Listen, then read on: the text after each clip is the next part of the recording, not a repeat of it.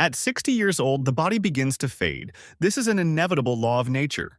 However, by reaching the peak of internal energy, a miracle occurs, a divine rebirth of the earthly body. Bones and muscles are rebuilt to achieve the highest form of martial arts, and the withered body is restored to its former youth. This is the highest achievement that people strive for.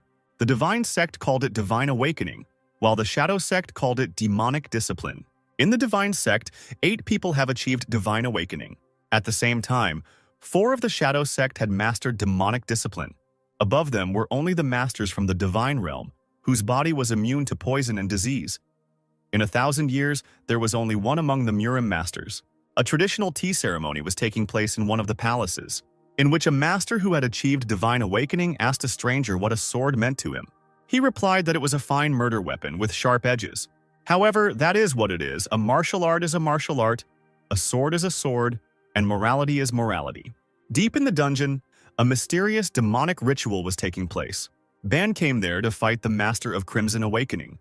He took off his dragon head shoulder pads. Ban was truly honored by the opportunity given to him.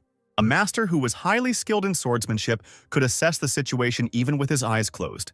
When he opened his eyes, he saw not only the master of the Crimson Awakening, but also his comrades were there. Ban guessed that a new ability, soul connection with the undead, was being used against him. The master gave orders to his companions to surround the Ban with a great demonic containment field. The comrades' eyes turned bloodshot as they used demonic seals to attack. It seemed that Banu could no longer be saved. 1,000 demons attacked him at once, but they forgot that they were attacking a true master of the dark arts. Ban used his famous technique, the piercing whirlwind. The basis of the swordsman's energy was steadfastness itself. He defeated 1,000 comrades in just one moment after using his ability. Unperturbed, Ban headed straight towards the cultist. He wasn't afraid of the Ban. He grinned right in the swordsman's face. Will he really use this ability right here and now? The enemies defeated by the swordsman immediately rose from the dead, but they were without flesh. Ban found himself in the midst of an ability unfamiliar to him. It was an unclean ritual of tormenting the soul. The swordsman felt the ground beneath him begin to shake. Even such an experienced martial artist could not assess the situation while in free fall. Without thinking twice, thousands of necromancers attacked the swordsman again at once. Ban fell. The master of the Crimson Awakening looked at his body from the shadows. He took his sword, hoping to take away the Ban's power. He was pleased that everything went as he had planned. Using a lightning-fast blade throw, he betrayed his demonic ally. He didn't expect this from the master. The blade went right through his neck. No one knew what the master of Crimson Awakening was really planning. Bana's bloody sword, no one knows what power it contains. The master revealed his true purpose, as the second living master of the fierce demon was killed. Now he must lead the school of dark arts and conquer all of Murim. All that was left of Ban was his clothes. He was dead. The land of Murim, full of mystical creatures, is a fascinating sight. And suddenly, out of the blue, a phenomenon unusual for this land. Everything is as if in a fog. A storm has sent a sunset of thunder to the earth. Among the smoke, a human silhouette appeared. Who is it? It was none other than the reincarnated swordmaster. Not understanding what had happened to him, he looked up, searching for an answer. Ban didn't understand where he was and where the soul's connection with the undead was. Souls with the undead. Those companions who used this ability that killed Ban. Clarity comes to mind, memories come gradually, but at the same time very quickly. What did those scum of the bloody arts do with Ban? The master also remembered the lost sword, but first he needed to get some clothes in the nearest village. Using the high jump ability, he suddenly remembered that he first used this technique of elevation naked. Sunset all alone, sitting on a tree, thought Ban. Hanging upside down, he experienced hunger, and 2 hours of searching for the village were fruitless. Banu had the idea to cover himself with an animal skin. In the forest, the swordsman came across a forest troll. He looked like a mythical creature from legends. The green creature with huge fangs was not averse to eating a human. A whistle flew past like a bullet, but not right through. What is it? It was Ban's shot. Thanks to his skill and ability, he could even shoot from his finger. The swordsman noticed that something was wrong. He couldn't miss. The shot was right on target. The forest troll's wound was healing. But how? Was it regeneration? But the amazing power of the mystical creature did not stop Ban, and he began to act. The master's hands cut like a blade. This is one of Ban's abilities. The troll clearly did not expect this. But is he really able to regenerate even after such a blow? The troll's wound healed again. The body of the creature that had received such damage regenerated again. Ban remembered the words of the sage. In order to survive, there was one technique that was superior to others, a blow of vital energy that will leave no chance for the forest ogre. But the troll didn't need to be destroyed. Ban wanted to try roasting it. The 3-meter forest ogre didn't even have time to blink before the master disappeared from sight. Hands cut like a sword, the troll's head from the shoulders. After landing after a successful attack, Ban notices something unusual. The ogre had green blood, perhaps because he was a mystical creature. After defeating the troll, Ban, without thinking twice, lit a fire and began to roast the ogre. The master wondered why the forest creature didn't have a soul stone. Maybe he was still young. But in any case, Ban heard that the meat of the mystical creature had a beneficial effect on health. But it wasn't very tasty, and it smelled even worse. Somewhere in the middle of the mountain range, Ban remembered again that there were no people nearby, not even traces of them. Breathtaking scenery, clean air, cool night breeze, even the moons are shining. Taking a closer look, Ban jumped up. Was it really just his imagination that there really was? In the sky, there were 2 moons, a phenomenon the Swordmaster had never seen before. There was an empire called Kratos on this new land, in the castle where the morning feast took place, at which they usually discussed something. The dark-haired lord watched silently as the king ate his breakfast. Afterwards, he turned to his majesty, who was still enjoying his breakfast. The lord begged the young king to eat properly rather than breakfast like a commoner. The king slammed his steel cup down on the table and turned to the lord. The king told the lord that they had lost most of the empire's lands. The lord wanted his majesty to eat healthy food, but he ordered him to be silent. The lord told the news that Corinth was sending an ambassador to them. He thinks they want them to clear the lands of mythical creatures.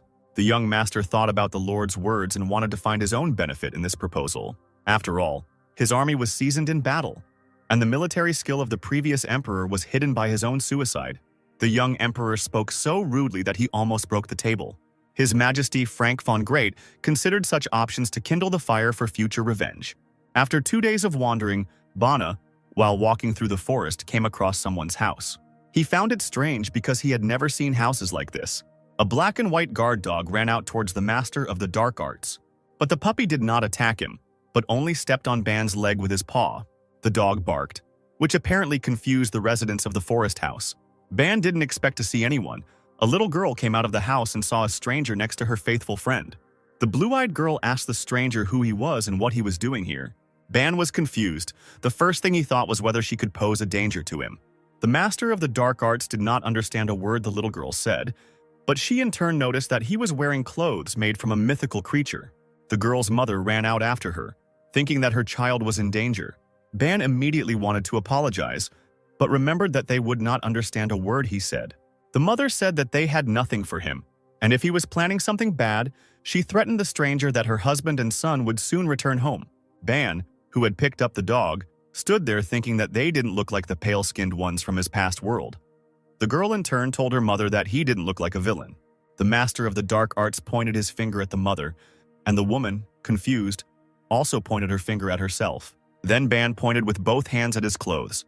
None of them understood each other, what he wanted to say by this. The imperturbable Ban didn't know if they could understand him in sign language. The evil mother said that the stranger had shown his true nature and asked the girl to quickly call her father, but she replied that she thought the uncle had asked for some clothes. While they stood there wondering whether they were enemies or not, the little puppy lay down on the ground and fell asleep. Having come to the general conclusion that they were not enemies, Ban thought about the girl's name. Her name was Taria. He had never heard such names before in his lands. He was also given clothes that he considered strange. The mother praised the swordsman. The clothes she gave him looked very good on him, for which Ban thanked her with a hand gesture from his past world. The swordmaster turned sharply and walked in the other direction, which greatly surprised the mother and girl and perhaps made them a little wary. Ban approached the place where his father usually chopped wood and picked up an axe, which made his mother ask Taria to call her father quickly. The master of the dark arts only wanted to thank the family who gave him the clothes. The woman breathed a sigh of relief. Taria shouted to the uncle, causing Ban to stop chopping wood. The swordmaster still didn't understand their language. The blue-eyed girl only noted that he was very strong, because she had never seen anyone chop wood with one hand. Ban addressed Taria in his native language. He wanted to know what kind of tool he used to chop wood. But they didn't understand him just as he didn't understand them. And the mother again became a little wary, because next to her daughter stood a stranger with an axe. The girl's eyes sparkled, because she was interested in explaining to the stranger what firewood is and what an axe is. Ban looked at Tarja in surprise and repeated words unknown to him after her. This made the girl even more interested, and she asked the wanderer to ask her something else, since she so wanted to teach him her language. Ban thought to himself that he shouldn't rush into anything, because the most important thing for him now was to learn to speak a foreign language. Several months later, while wandering and exploring the new world, the master of the dark arts learned the local language and came to a local resident for one thing. Holding out his hand, the man said that it was a map of these lands that he had been looking for a long time. Ban curiously snatched the card from the man's hands and thanked him. But then he ran into a difficulty. He learned the language, but reading was still a problem. The man noticed this and made fun of Ban a little, saying that it was okay. He still had his best years ahead of him.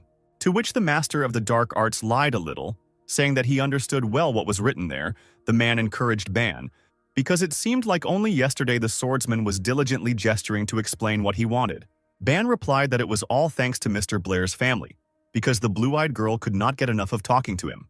Ban was chopping wood and thought to himself that this was a great map, not only geographically, but there were also unique features of the village. The logs flew one after another, and the master of the dark arts kept thinking about his past. His dark past. Ban has to come to terms with the circumstances he finds himself in. He has no choice but to accept it. How to accept the fact that he cannot return to Miram only by the technique of great exaltation.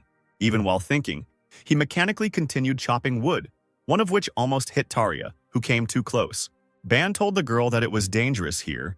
She should move away. Looking at him, the girl called the swordsman by a nickname that she herself made up. She called him Dark. To which the master of the dark arts replied that he had already told her that his name was Ban, not Dark. Tarja found this very funny because, in her native language, the name Ban means dark smell. She laughed so much that she thought she would die laughing. The joyful child pointed her finger at the master of the dark arts and said Dark, causing Ban to fall into a stupor from Tarja's persistence. The blue-eyed girl noted that the name Dark perfectly suited his black eyes and hair. Ban replied to Tarja that she could call him whatever she wanted, as long as she left him alone and didn't interfere with his work. Having decided to take a little rest, Ban leaned on the ground and asked the girl what a mercenary was, and she answered that they were people who fought for money. Was she comparing him to an assassin? The master of the dark arts thought. He answered her that he was not like them. Surprised, Tarja looked straight into Ban's eyes and asked him who he was then, if he was not a mercenary or an assassin. With a sigh, the swordsman replied to the little girl that he was a master of the school of dark arts who only wanted to find his way home. Blue-eyed Tarja said, "Why shouldn't Banu look for work in the mercenary guild? The mercenary guild is a place where mercenaries gather, where they receive orders and trade information." Ban thought about Tarja's words. He definitely needed to get at least some information in order to return home. And he also asked her how she knew about the mercenary guild. The girl told the master of the dark arts that her brother ran away from home, saying that he would become a mercenary, but his father found him and brought him back. This story made Ban laugh a lot. Meanwhile, the king was surveying his lands from the highest point of his castle, but suddenly he notices that one of his subjects is heading towards him. It was Captain Rognard. Perhaps he came with good news.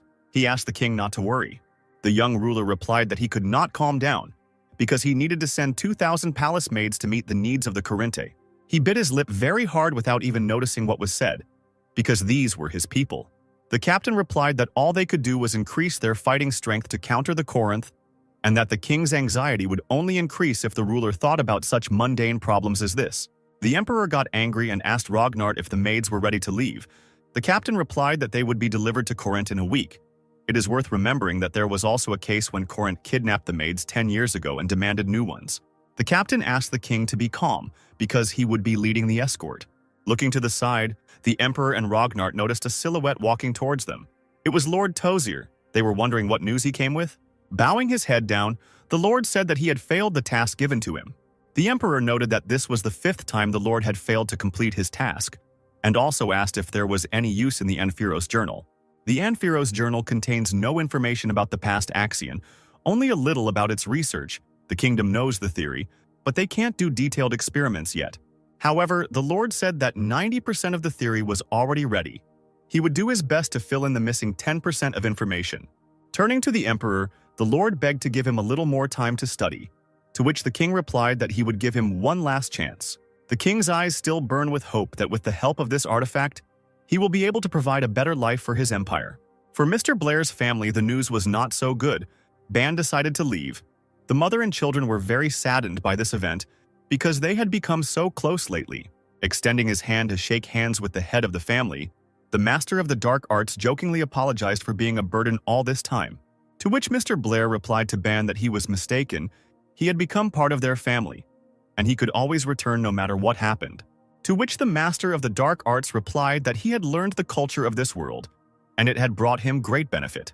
During the farewell, the son asked his father for permission to go on a journey with Ban, because the boy still had an unfulfilled dream of becoming a mercenary.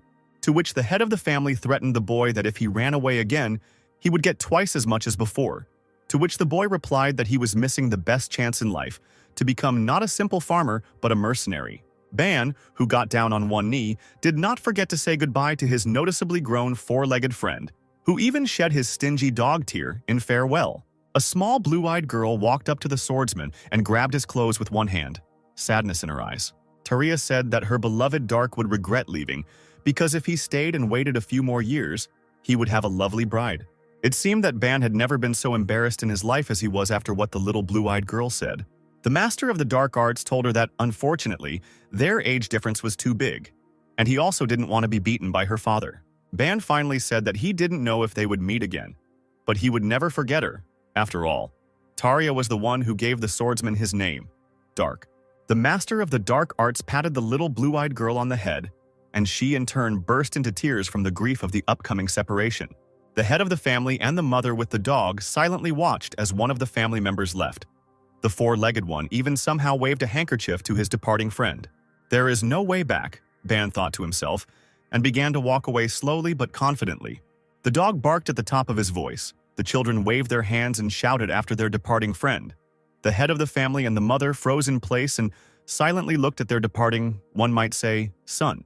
Ban turned one last time to his family, who had helped him as best they could, but he had a long way to go, the main goal being to return to Murim. As he left, Ban also repeated the gesture with his hands that meant farewell in these lands. Then he turned around and continued to wander on his long journey. Night, the sky was covered with the twinkling of stars. In the sky, there was also a rare phenomenon for this world, when the second moon had not yet had time to join the other, because in these lands there were two of them. In the darkness of the night, a silhouette can be seen sitting by the fire, waiting for dinner to be prepared. Suddenly, unexpectedly, in the bushes of pitch darkness, red, as if bloodshot eyes lit up. Having waited for the delicacy to be prepared, the swordsman immediately began to eat it. However, noticing that he was being followed, Ban did not show any sign. His sense of smell and vision never failed him. At that very second, the enemy appeared before the master of the dark arts. They were werewolves, with huge fangs and claws, thirsting for only one thing: fresh human flesh. With only a thirst for blood, the werewolves decided that the swordsman would be an easy target for them and immediately went on the attack.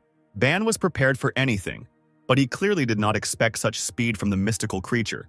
The enemy was very fast. After successfully dodging the enemy's attack with his ascension ability, the master finally understood why people always avoided this mountain. The master of the dark arts assessed the situation and decided to counterattack, using his famous technique of the smashing hand. He clearly caught the beast off guard with his powerful attack, but at this stage of his journey, the swordsman already knew that mystical creatures possessed regeneration. Unperturbed, Ban gathered all the power of dark energy for a final attack. The regenerating beast, who clearly failed to assess the situation and the abilities of the one he was attacking, could only rely on his instincts, growling and baring his fangs in the face of his enemy. With a slight movement of his hand, Ban, who had accumulated energy for the attack, left a shining mark in the form of a palm on the beast's chest, which was fatal for the werewolf. The other mystical creatures clearly did not expect this, watching as their leader flew away a couple of dozen meters. The beasts roared their battle cry in hopes of intimidating the swordmaster. Ban, in turn, was only thinking about what a good mannequin he would make for the School of Bloody Arts. The beast could even make a good carpet. Noticing that the man was not the least bit frightened, the mystical creatures seemed to read his thoughts and rushed away, abandoning their dead leader. The evil master, looking at the fleeing creatures, did not understand what the point was in attacking him, because he had only dropped the freshly cooked meat in vain. Gritting his teeth, Ban picked up the body of the dead werewolf. Because why let good things go to waste? This beast would look good on a flaming spit, Ban thought. The emperor, sitting on the throne, propped his head up with his hand, crossed his legs, and apparently expected at least some good news. Lord Tozer came to the young king with news, saying that this was very urgent information. He told the emperor that they had a great opportunity to take possession of the dragon's heart. Jumping up from his throne, the young king was eager for the smallest details and could not wait for the Lord to tell him in detail. Tozer told the emperor that the dragon's heart was kept in the great Drow temple in Corinth, and word came from the front that the Trovian Empire would lend it for a time. The king said that they must intercept it at any cost. After all, the dragon's heart was a huge clot of dense and pure mana, and the Lord also said that he thought the artifact's protection would be weak. Tozer said that the Corinthian Empire believed that no one would even dare to encroach on such an artifact. The emperor asked the Lord how weak the security there was that Tozer made such bold statements. The Lord replied to the young king that, according to the information, there were only 50 knights guarding the heart and only one master, adding that the master did not even have a titanium. The emperor thought, a master without a titan? Perhaps this is a deliberate leak of information from the Corinth. There is no doubt that this information is reliable, and the young king gave the order to act immediately. Wandering between forests, mountains, and rivers, the swordmaster moves only forward in search of at least some information. Along the way, he noticed that the land that was new to him was undoubtedly richer in oxygen than Murim. He had never felt such powerful forest energy. Looking at his hands, he thought that every little bit of energy was restored almost immediately, so it would be much easier for anyone to practice and master martial arts. The swordsman also wondered what kind of martial arts were practiced here. Suddenly, a fair-haired girl appears in his path, screaming for the traveler to stop. The young girl asked where the traveler was heading. The master of the dark arts told her that he was on his way to Vulcania, and in response, he heard a demand for payment of 10 silver coins. Stunned by the stranger's impudence, the swordmaster grinned sarcastically in her face, replying that the price was too high, since his clothes were worth only 7 silver coins. To which Ban heard in response that, if he had nothing to pay with, then let him try swimming. Maybe he would succeed. The master of the dark arts just laughed right in the girl's face and found her words very funny. In an instant, he rushed past, asking if she was sure of her words. The young girl, in turn, took this as a humiliation and instantly drew her blade in order to cut the swordmaster. But the foolish stranger didn't know who she was trying to raise her sword against. Ban stopped the attack attempt in a matter of seconds, grabbing the attacker's hand and squeezing it hard. Then, with a deft movement, he moved his hand to the blue-eyed robber's neck, causing her to blush, and in that position could only wheeze. Ban asked her how much money she had. She replied that she had nothing at all. That's why she was robbing. But the swordmaster made it clear with just one look that he had no intention of listening to lies. Very frightened, the stupid girl only had time to wonder what the dark-haired wanderer would do to her. Staring furiously at her own helplessness, the tied-up robber, who was left without part of her clothing, kept glaring at Ban. Not a bad catch on the way to Vulcania, Ban thought. These clothes must be worth something. He also did not leave such a trophy as a sword without attention. Perhaps it will remain with him. The girl can only think about her actions because she could not even do anything. After a long silence, she asked to be released, to which the unperturbed Ban replied that he would release her for 10 silver coins. To which the girl, in a fit of anger, replied that he was a stranger and had already taken her clothes and that she really didn't have any money.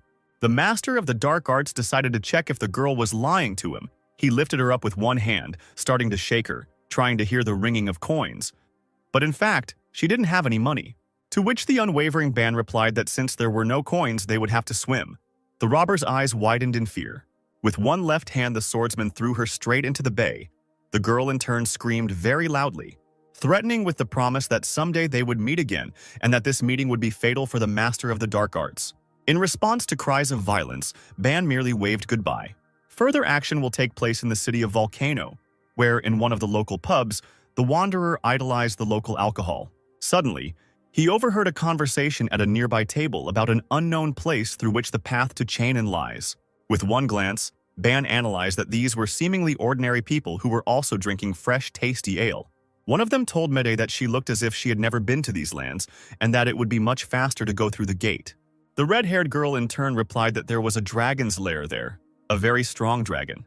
Watching and eavesdropping on the conversation, the traveler was very interested in listening to it to the end. At the table, they suggested ending the argument and continuing to enjoy fresh drinks. The guy in the red robe asked his friend if he had ever seen dragons before. After a pause, the swordsman nevertheless dared to ask the company opposite if he had heard correctly that they were heading to Chainan. The answer was positive. One of them asked how he could help the stranger. Ban told them that he was also on his way to Chainan. but he did not know how to get there and asked permission if he could continue his journey in their company. After some thought, the smart guy weighed the pros and cons. He said that he thought it would be difficult to travel with the sword that Ban had, and also asked Ban what he needed the sword for, perhaps to fight monsters. The stranger also added that the blade of the saber would not pierce even the skin of a monster, let alone an animal, since this weapon was intended for duels against people. The guy from the company also noted that this weapon is most often used by women for self-defense, asking Ban if this was definitely his weapon. Ban immediately realized that the guy looked experienced. He would be good as a companion. In turn, the master of the dark arts promised that he would not become a burden on the journey after asking permission to examine the guy's sword. The guy did not refuse the wanderer's request and handed him the sword, but something alerted Ban. The master of the dark arts saw something particularly familiar in the sword. The guy noted the dark-haired traveler's good observation skills, asking him how he realized that this sword was magical. The stranger's words confused Ban. He did not quite understand what he was talking about. The swordsman, who is a master of the dark arts, stood like a statue and asked the company what a magic sword was. The guy looked at him and asked the stranger if he really didn't know what kind of sword it was. Ban explained that he had lived in a village before, and with eyes full of curiosity, asked for an explanation.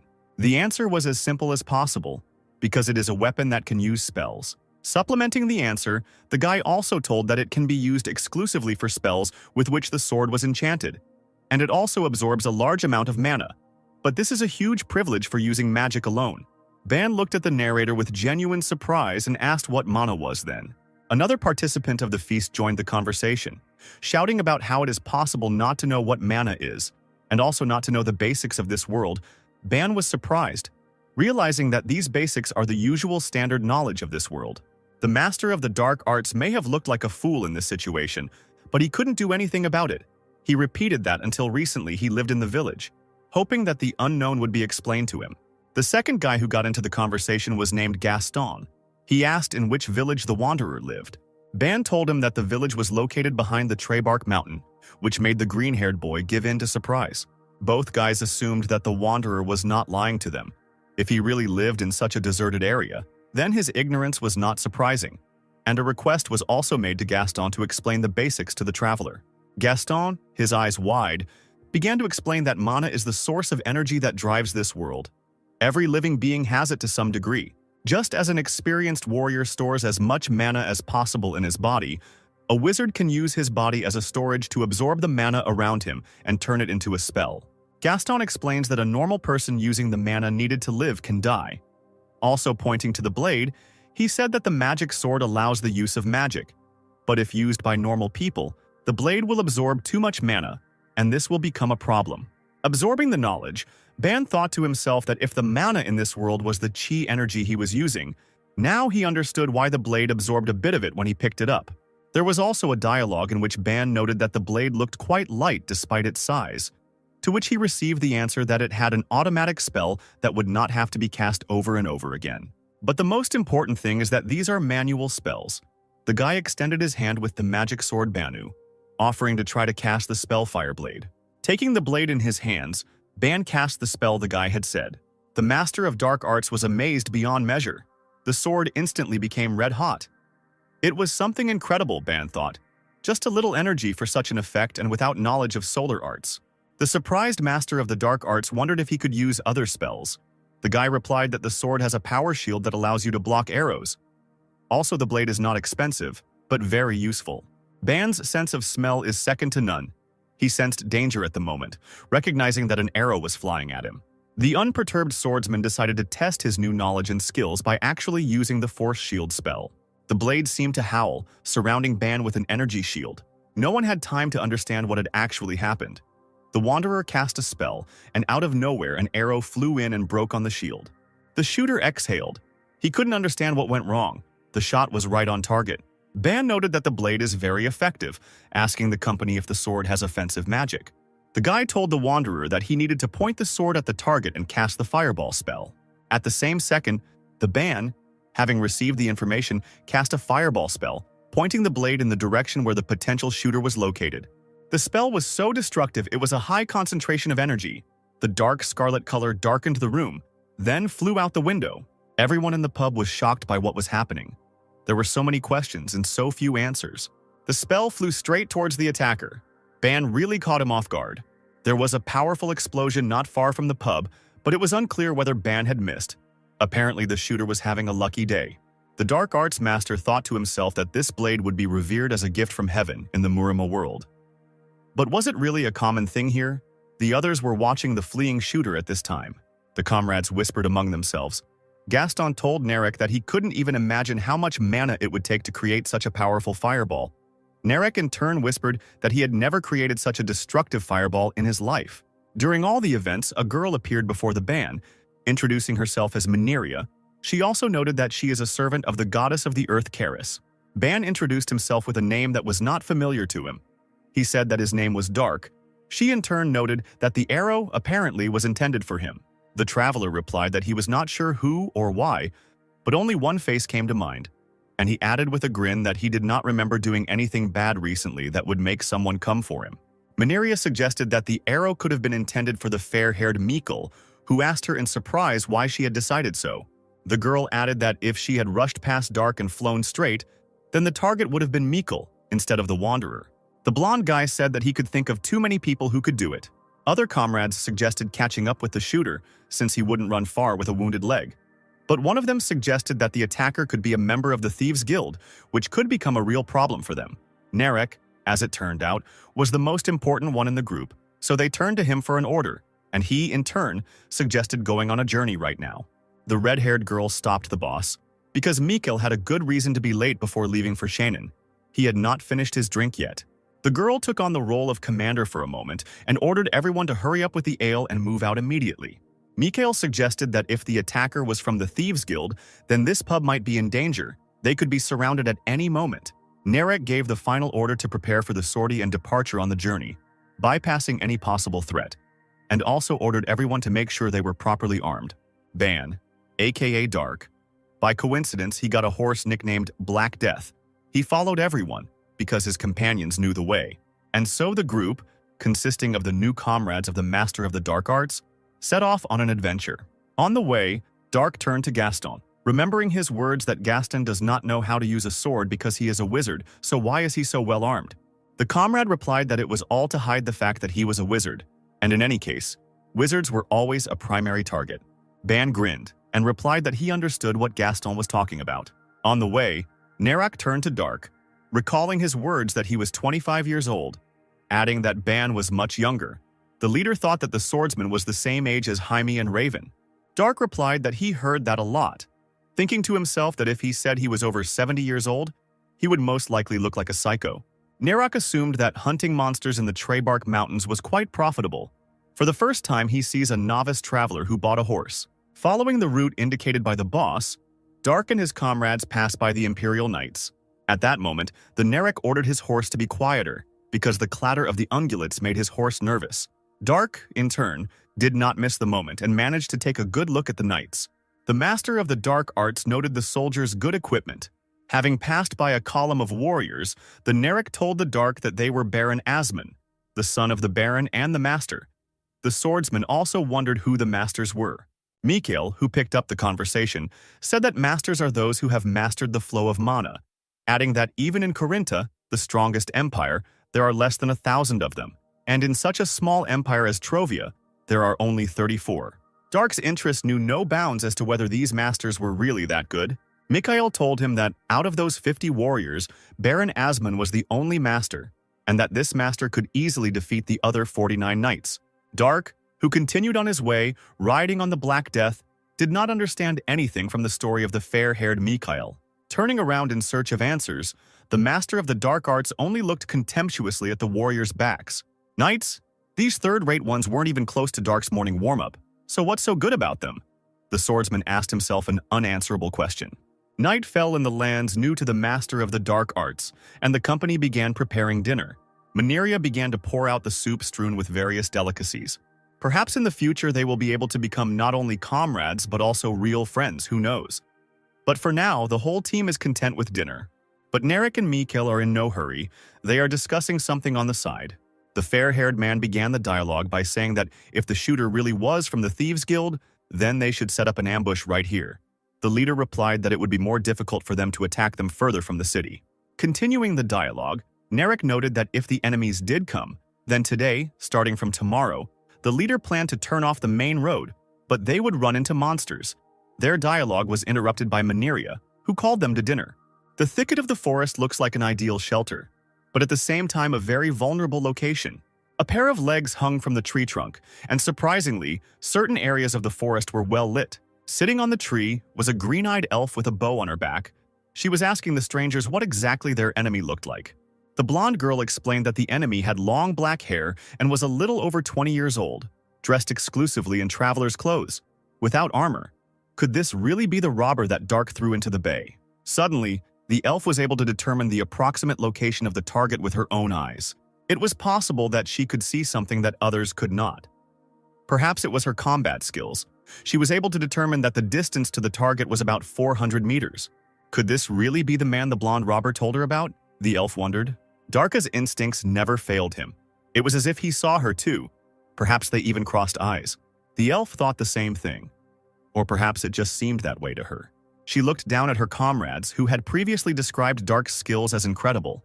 And speculation began, because they did not know how skillfully Dark wielded a sword. But his skills in close combat had previously been amazing. The blonde added that she could not do anything to him. The shooter added that Dark seemed to be skilled in magic as well, as he blocked his arrow perfectly with a magic shield and shot a fireball at him out of nowhere. The elf was very interested in the stories of her comrades, and she paid special attention to the ability of the fireball. It was already deep night and 2 moons appeared in the sky. Almost the entire company was already asleep, because in the morning they had to continue on their way. Gaston sat by the fire. Something had disturbed him. Dark was located at the farthest point of the camp. The wizard approached the swordsman, asking him to come closer and warm himself by the fire. Dark showed no signs of attention, as if he was already seeing his third dream, but sitting. Gaston noticed this. Could he have fallen asleep in this position, he thought? No matter how much he looked at him, he could not understand. Suddenly, out of nowhere, the whistle of an arrow rang out through the forest thicket. The arrow flew straight at Dark. But the master of the dark arts was always ready for anything, and with one sure movement of the blade separated the arrow. This arrow was not a simple one. It was enchanted with unknown magic. After separation, pink runes appeared between the 2 halves. Nobody expected this. There was a loud explosion. One can assume that it was heard in all parts of the forest. Everyone immediately woke up. Narek was in confusion. No one yet understood what was happening. The team grouped into a defensive position. An order was given for the priestess to heal Dark. The main task was to reveal the location of the attacker. Mineria leaned over the prone swordsman and silently asked only that he hold on until she cast the spell. But Dark is not so easy to break. With a sharp movement, he instantly raised his body, apparently. Only his clothes were damaged. His comrades told the swordsman not to strain himself. The priestess would soon heal him. But the master of the dark arts replied that he was fine. Dark noticed that in reality only his clothes were damaged. But he still could not understand whether the arrow was truly imbued with magic. Gaston got ahead of him, telling him that there were spells that could increase the killing power of an arrow. Before he could finish speaking, Dark did not listen to the wizard to the end. Using the technique of great exaltation, he immediately soared into the sky.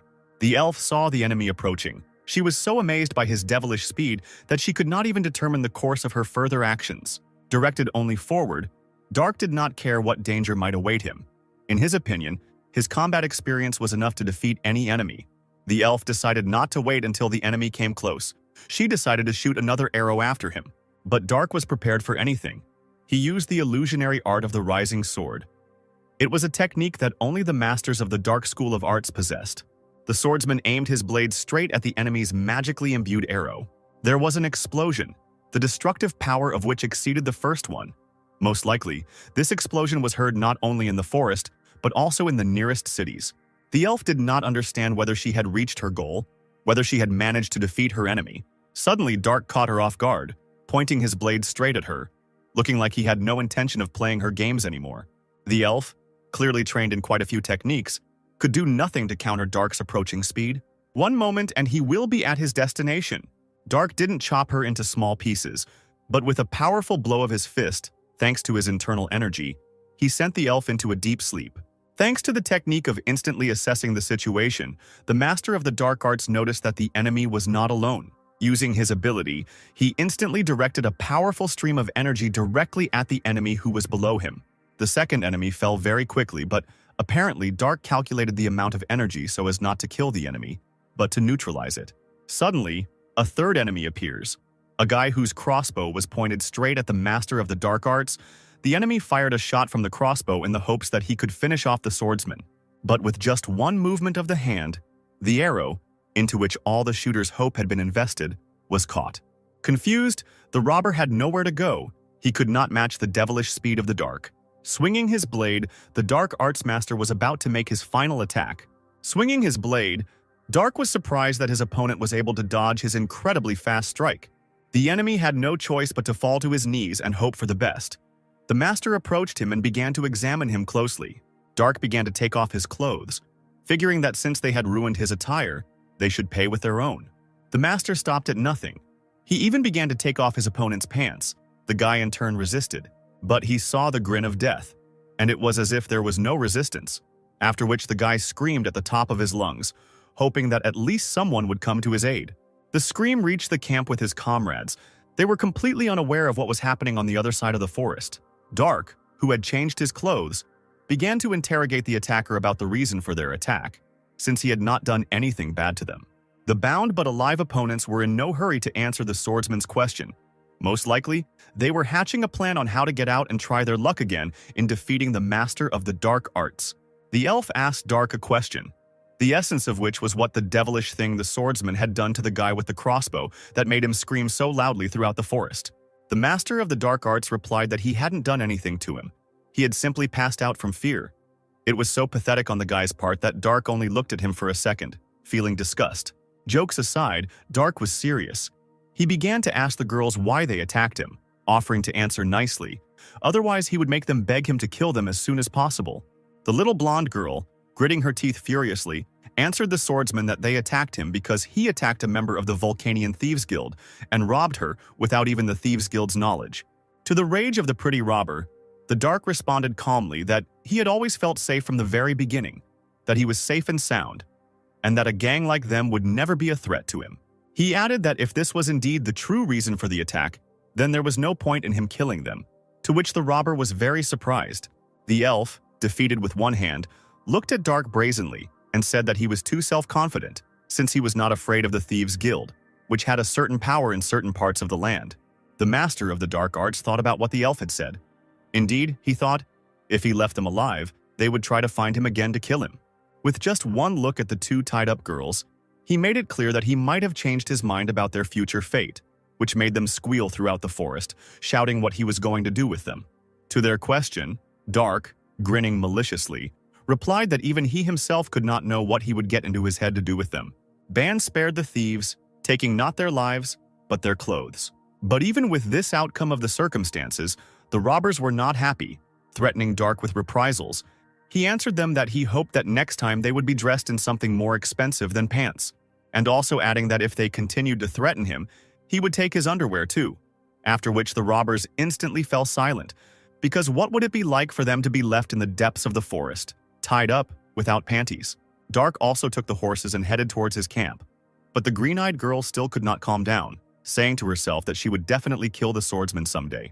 The elf, thinking about what had happened for a long time, suggested not to try to kill him in the future, to which the enraged robber asked her how she could say such a thing, since Dark had defamed their honor and dignity. The elf added that Dark was too strong. Revenge was of course good, but looking at the truth, it was beyond their power. Remembering just one look from the master of the dark arts, she felt uneasy, and in the end she asked the robber about what honor and dignity a thief could have, continuing to say that if she was so thirsty for revenge, let her continue it herself. Fear was visible in the elf's eyes. Next time Dark might not show mercy and take not their clothes, but their own lives. The victorious Dark was already at the threshold of the camp, and he also had 3 horses with him. It was still hard to see anything in the night, but in the shadows, Dark saw familiar silhouettes. They were his comrades. The whole team was surprised. Dark returned safe and sound, in different clothes, and even with horses. Anticipating questions from his comrades, the master of the dark arts said that these beauties belonged to those who were hostile to him, continuing that his opponents simply bored him, so he stole the horses. Dark was asked what he had done that in the middle of the night, in the depths of the forest, an enchanted arrow suddenly whistled straight at him. The swordmaster told them a story that on the way to Vulcania, a girl tried to rob him. In the background of the story, a red-haired girl admired her pet. After, Narek asked if Dark reported the robbery to the guards, to which the master of the dark arts replied that he had not reported anything to the guards, he had only taken her things and weapons, and then tied her up and thrown her into the river, and the red-haired girl laughed very loudly at what she heard. Narek said that if the girl was in the Thieves' Guild, then this would be a problem for a long time, and also mentioned that this was far from the wisest thing Dark did, to which the swordmaster replied to the leader that if it was really so dangerous then he could continue the journey alone, so as not to impose himself on anyone. Mikhail entered the conversation and consoled Narek, telling him that he shouldn't worry, because Dark had just taken the blast and survived without a single scratch on him. Mikhail continued, adding that even if he was from the village, his fortitude far surpassed theirs, and Dark did not need their advice. Narek agreed with the blonde's words. Yawning loudly, Mikhail suggested continuing to sleep. At this moment, Gaston felt multiple mana responses in another part of the forest. It looked like a group of knights. He determined it by the quality of the mana. Surprised, Mikhail, who was already about to take a nap, asked how many there were approximately, to which the wizard replied that there were a lot. About 50 or about 100? Narek was confused by this. Such a number of knights in such a place and at such a time. In his memory, this had happened for the first time. Gaston, with his magical powers, sensed that the battle had already begun, because the mana responses were slowly fading. Mineria immediately rushed to the side where Gaston was looking. Mikhail called her to understand what she wanted to do, to which the priestess replied that this was a battle between knights, that she must act immediately, hurry, get to the battlefield as quickly as possible to heal the knights before they were hurt. To which Mikhail shouted after her that they didn't know anything. If she had rushed there recklessly, then no one knew what could happen. The priestess was faster than ever. She hurried with all her might to have time to apply her healing knowledge to the wounded knights. Dark also caught up with her, perhaps because he could not leave his comrade alone on the battlefield. The rest hurried after them, and if they didn't fall asleep, then everyone did. Dark noticed that the others were lagging behind. Most likely they couldn't keep up because of the armor they were wearing. The swordmaster wondered if he should pick up the priestess and rush faster, because she couldn't keep up with him either.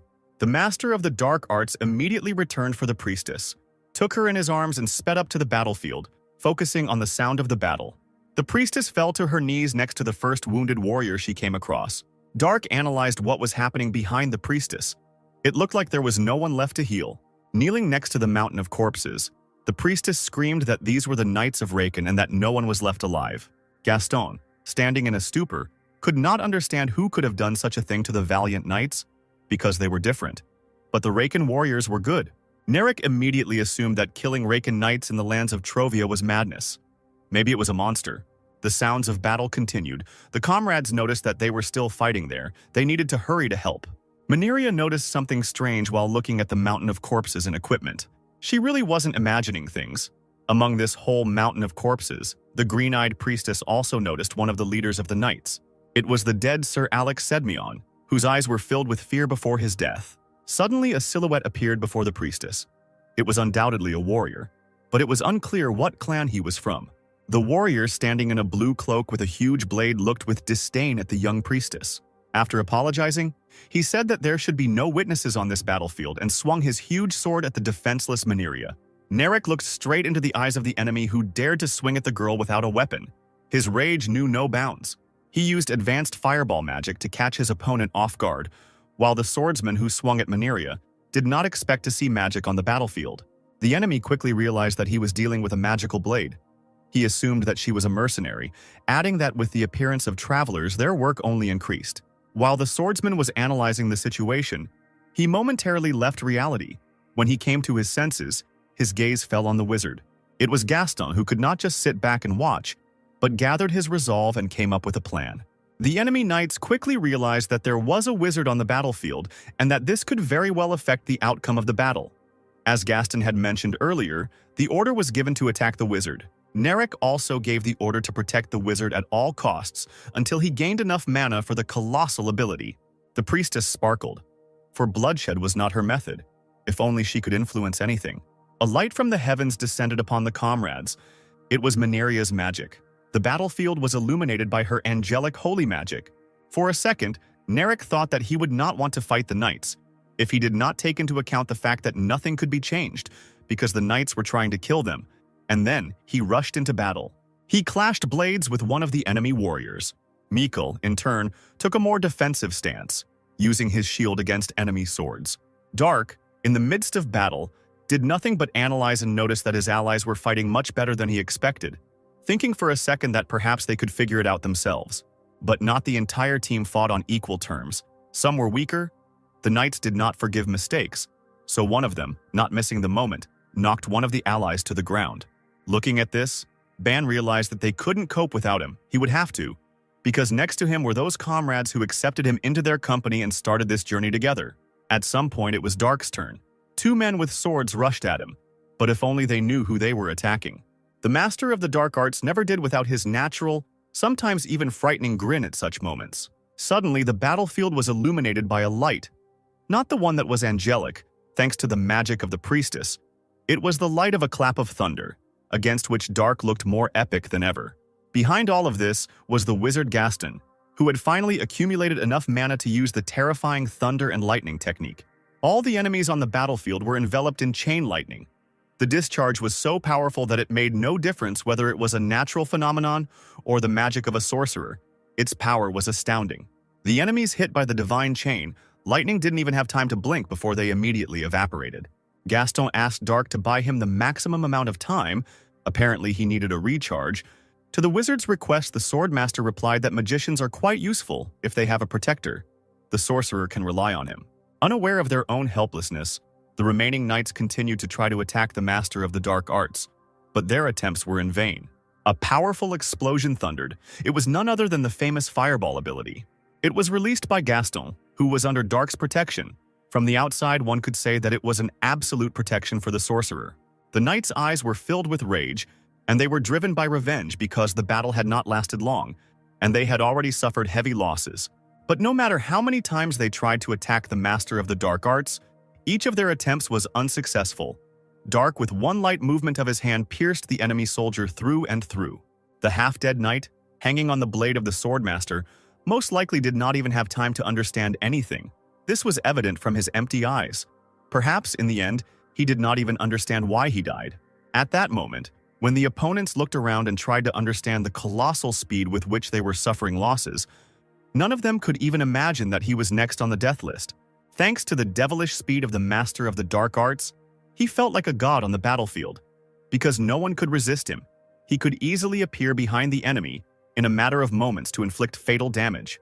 At the moment of the attack, Dark could not understand what kind of power he was using at that moment, whether it was chi energy or the local mana, but the result was always the same. The riddled opponents didn't even have time to squeak, while the master of the dark arts inflicted damage on them that was incompatible with life. At one point on the battlefield, a frightened soldier called for help from a master. But even among masters, there are individual differences in skills and abilities, to which the master in the blue cloak said that this difference could be felt between him and Alex, who had just died a heroic death. The master in the blue cloak, who was initially hostile to travelers, also possessed magic. He could strengthen his sword. Could he really surpass Dark in strength? The Dark Arts Master quickly realized that the enemy had strengthened the sword not with mana, but with chi energy, which had been developed through special techniques and training by the Murima sages. The enemy disappeared from the band's field of vision. The executioner's speed of movement was slightly inferior to the devilish speed of the dark.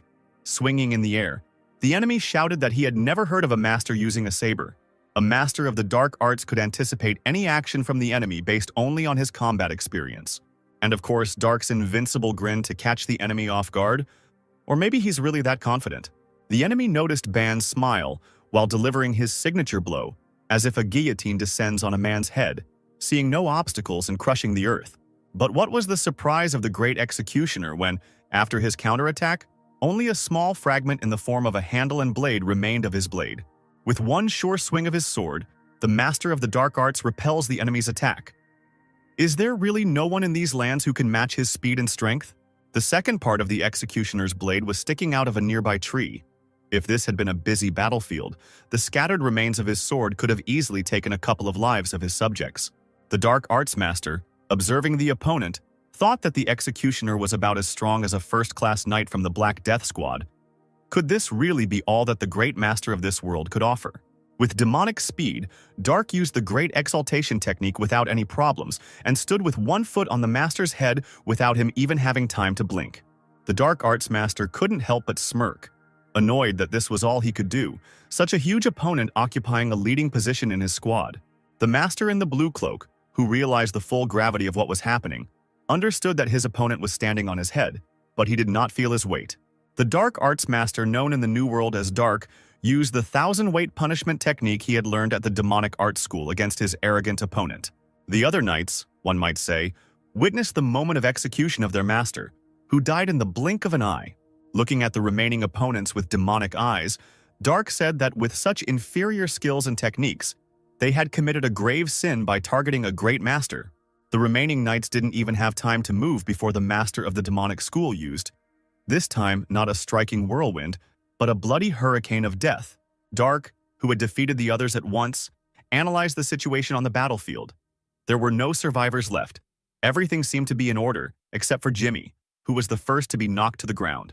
Narek noted that after that master died, the morale of all the other soldiers fell, and he also assumed that he was the captain. The priestess MANHWA stood in bewilderment at what was happening. On the one hand, they had crushed the enemies. On the other hand, she was so eager to help that she herself almost ended up being beheaded by the executioner in the blue cloak. Mikhail suggested that the young priestess forget about the details. The main thing was a victory without losses against the knights led by the master. Exchanging glances with the Narek, he searched his eyes for words of support for everything he had listed above, to which the leader replied that to some extent there had been luck in this battle, adding that the enemy was either tired or wounded. Unexpectedly for everyone, Dark abruptly used the elevation technique and rushed to the side. No one understood the course of his actions. As it turned out, apparently there was still one last enemy left. He was casting some kind of spell with unknown mana, as if it was not local mana.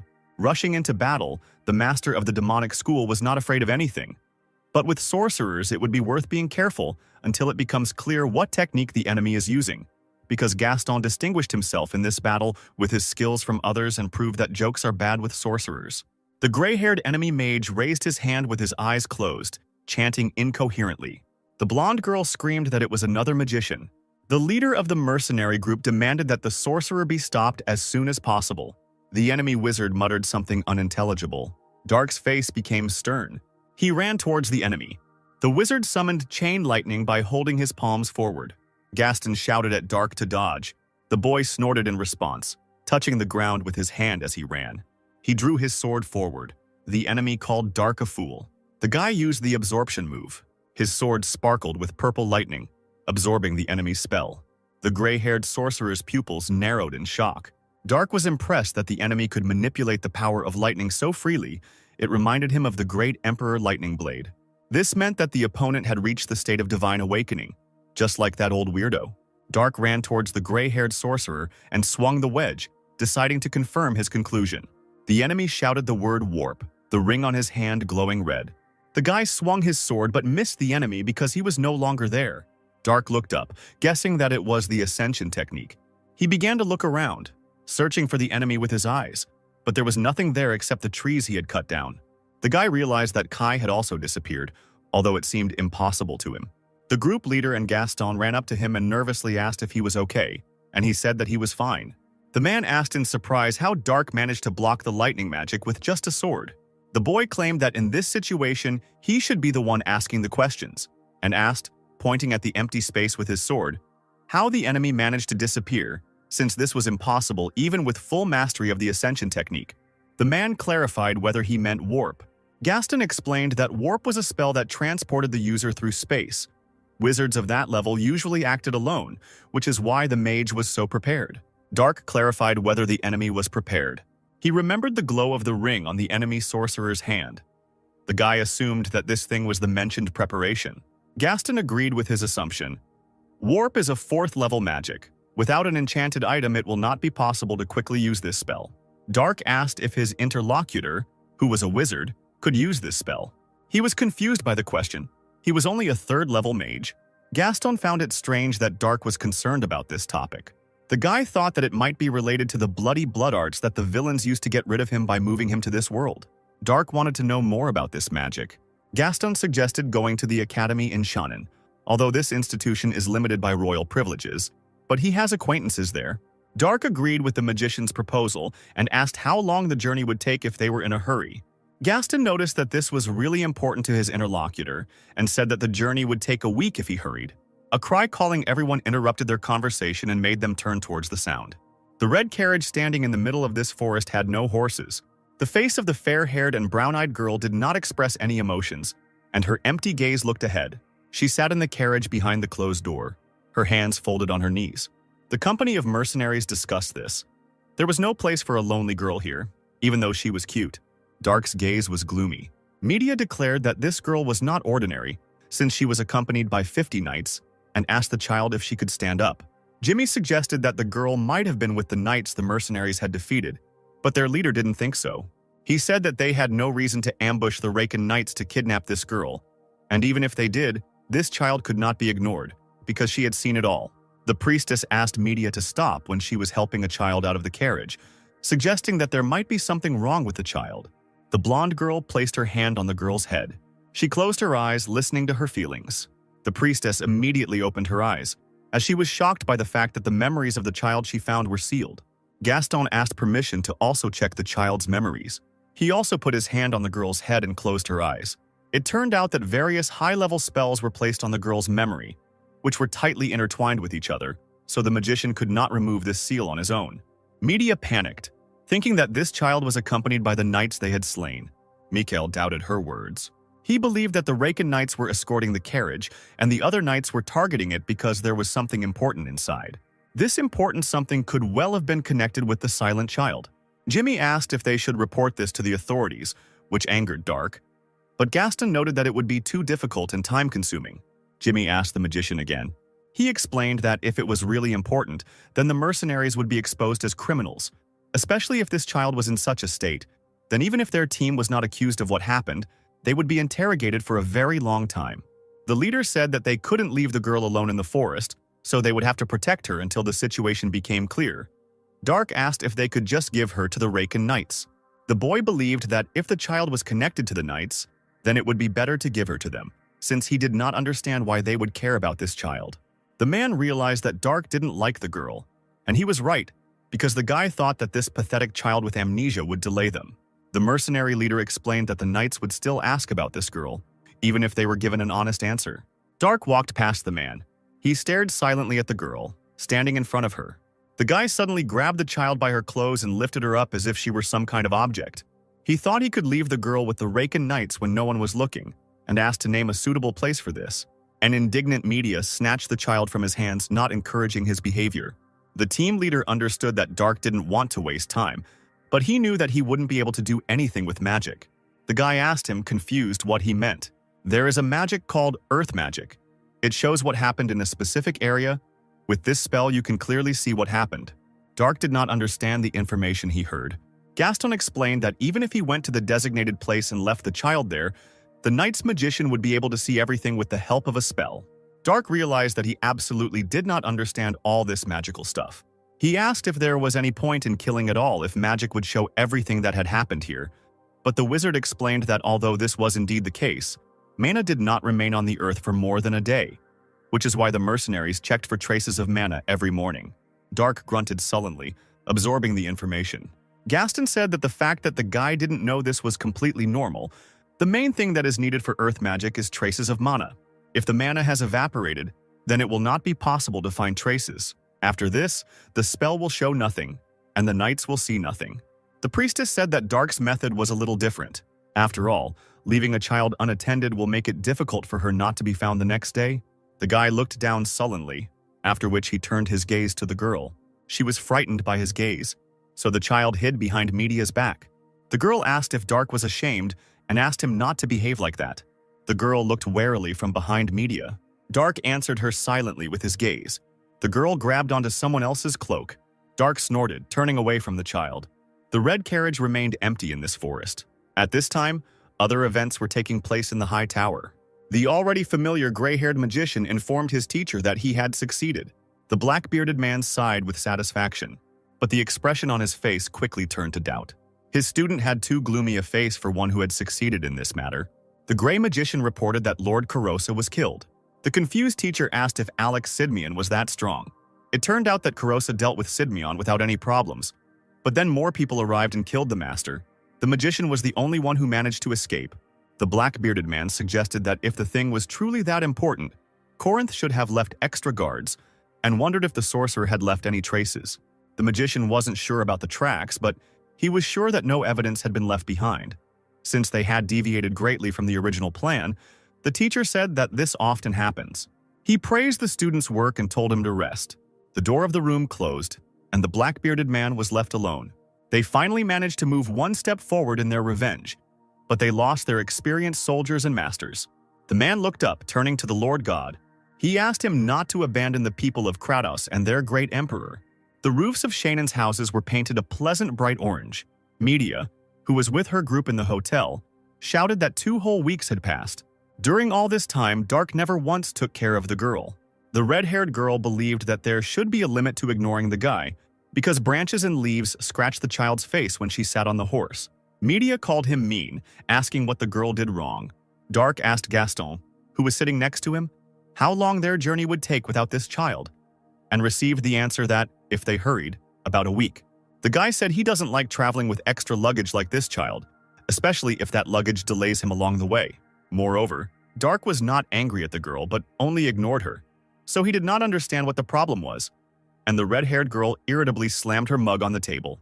But someone's hand fell on Media's shoulder. Their team leader agreed that Dark was to blame, but they were already in Shannon, so there was no point in being so angry. He asked the guy what he was going to do now. Whether Dark would travel alone or join a team of mercenaries, the man would like the boy to choose the second option. Media cast a displeased glance at him. Dark asked the man again. The mercenary leader laughed, deciding that the guy was surprised by this offer. A strong comrade is always important in a group, since it increases the chance of survival for everyone. And for a mercenary, there is nothing more important than life. The man asked with a smile if Media agreed with him. She agreed with his words. Someone's footsteps were heard. The leader reported with regret that the priestess Maneria was leaving their group. A fair-haired girl in a white robe apologized for the spoiled mood, standing next to her with a suitcase in her hands. The man asked if she was ready. Maneria thanked them with a smile for everything. This was her last trip, and she promised that she would never forget it. The touched Media rushed to embrace the priestess, thanking her and promising to pray for Maneria to become a bishop. Mikkel promised to make donations to the temples of Charis. The girl promised to remember this. The priestess has been looking after the mercenaries in the rear with her magic, and with her gone they are even more in need of Dark joining their team.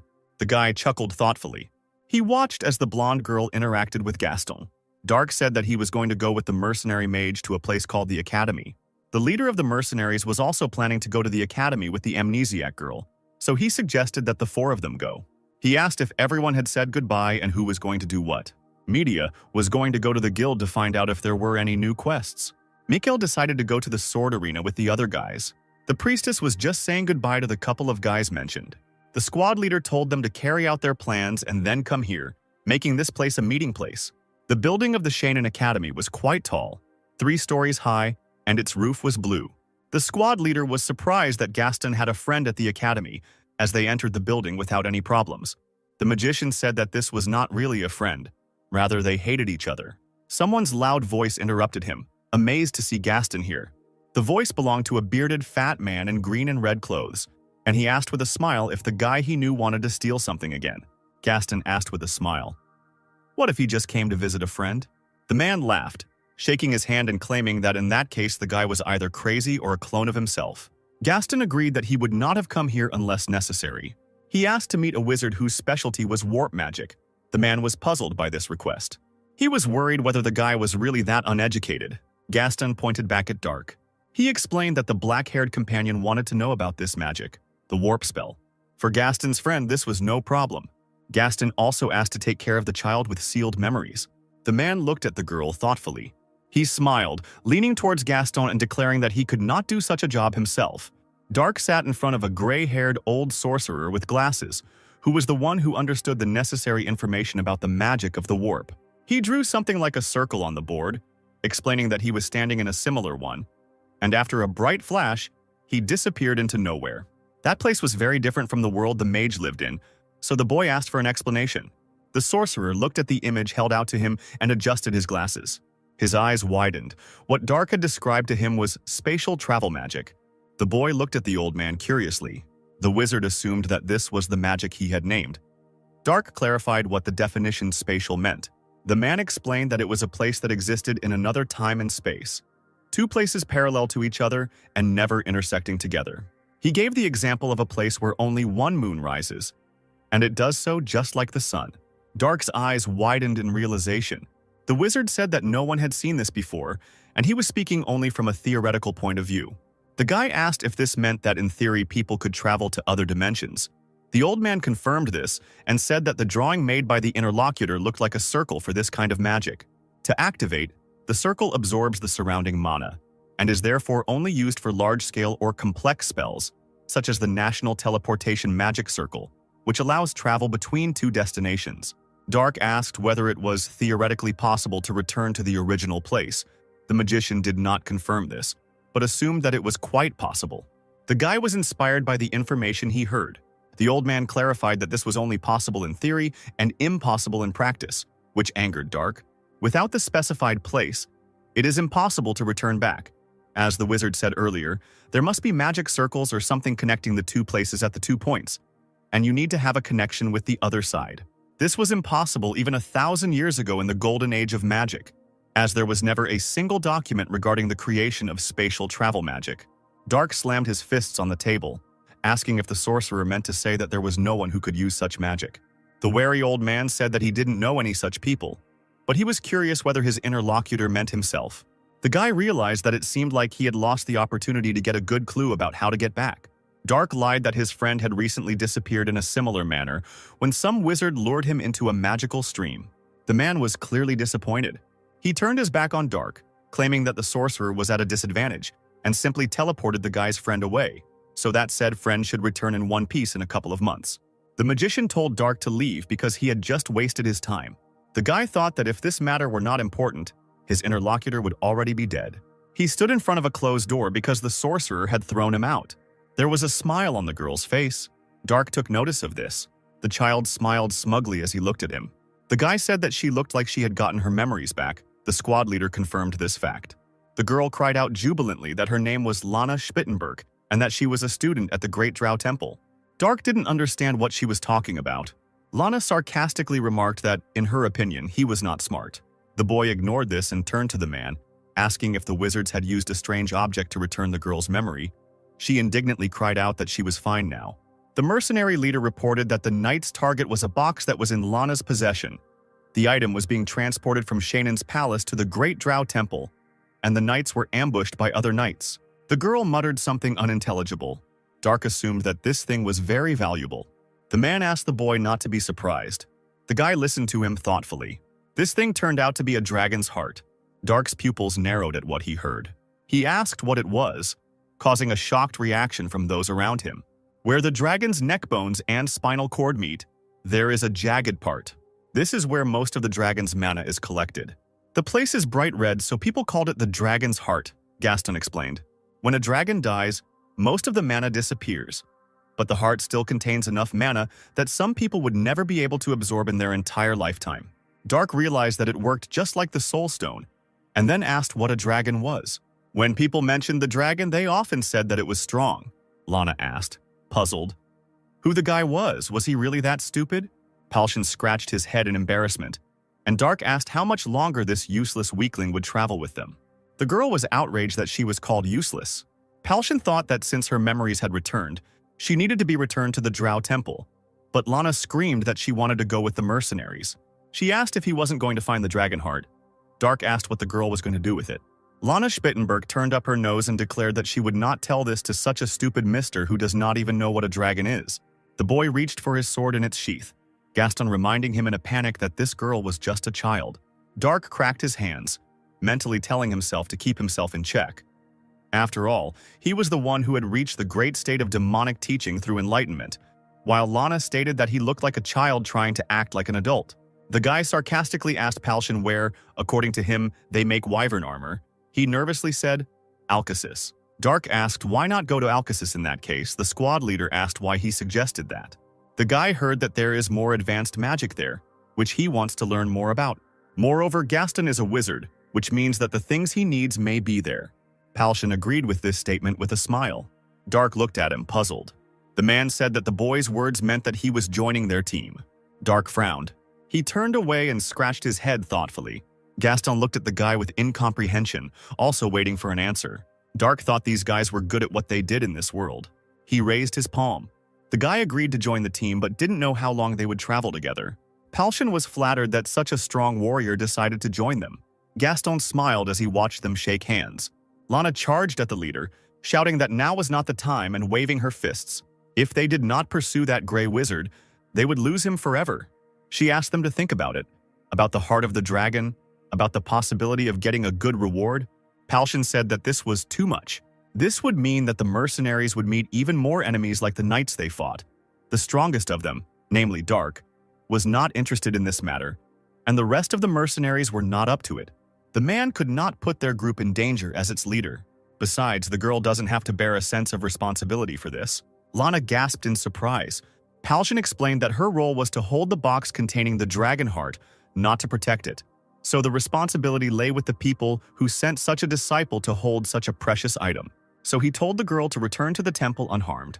Lana's face darkened when she heard the words. Dark sat in the hotel with a concentrated face. There were some seeds in a small bowl. Opposite him, on the other bed, sat Gaston, reading a book in his hands with a thoughtful look. He covered his mouth, not taking his eyes off the pages. The door to their room suddenly opened.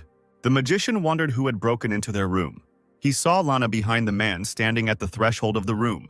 Gaston asked if these were the people she had spoken about earlier, and the girl confirmed his assumption. The guys stared at the man in armor in shock. This man was a tall and strong-looking man, with a scar on one eye and stubble. He studied those present with his gaze. Gaston asked who he was. The man who entered asked Lana if she had spoken about these people, and she confirmed this. Gaston was clearly nervous about the whole situation and turned to the girl. The man in armor took a few steps, entering the room. He apologized for his rudeness and asked if it was the mercenary group that saved Lana. Gaston looked back at Dark, who was sitting behind him with his eyes closed, and said that they had saved the girl by pure chance. The guy behind him wasn't involved in what was happening. The sword blade flashed in the air. The sword was wielded by Palshan, bare-chested. He heard someone calling him. The man stood up and asked Gaston, who was calling him from the window, what he needed. The guy told him to get up, because they had urgent business. Palshan was slightly puzzled by this. A man in armor asked for help, promising a good reward. The leader of the mercenaries sat opposite him. He said that he had already told Lana about this. The risk is too great for their team. The man asked him again and received the same answer. The man in armor said that his name was Jared Sidmian, one of the proud royal knights of Tron. Stunned by the information, Palshan and Gaston wondered what one of the strongest knights was doing here. Jared Sidmian was an older brother to Alex Sidmian, who died on the battlefield where a group of mercenaries rescued Lana. Alex was also a master, and the knights were quite experienced. But they were still destroyed. Only a person who is not inferior to the master in strength can kill such an opponent. But the mercenaries not only survived, but also killed all their opponents. Jared was on the battlefield. Some enemies died from magic, while others had their heads crushed, and there were even bodies cut in half, even though they were wearing armor. Jared concluded that the mercenary group would be able to easily confront those enemy knights. Dark finally opened his eyes. Jared asked what the mercenaries thought about him, and Simeon joining them. Even though Simeon was young, he was an excellent knight.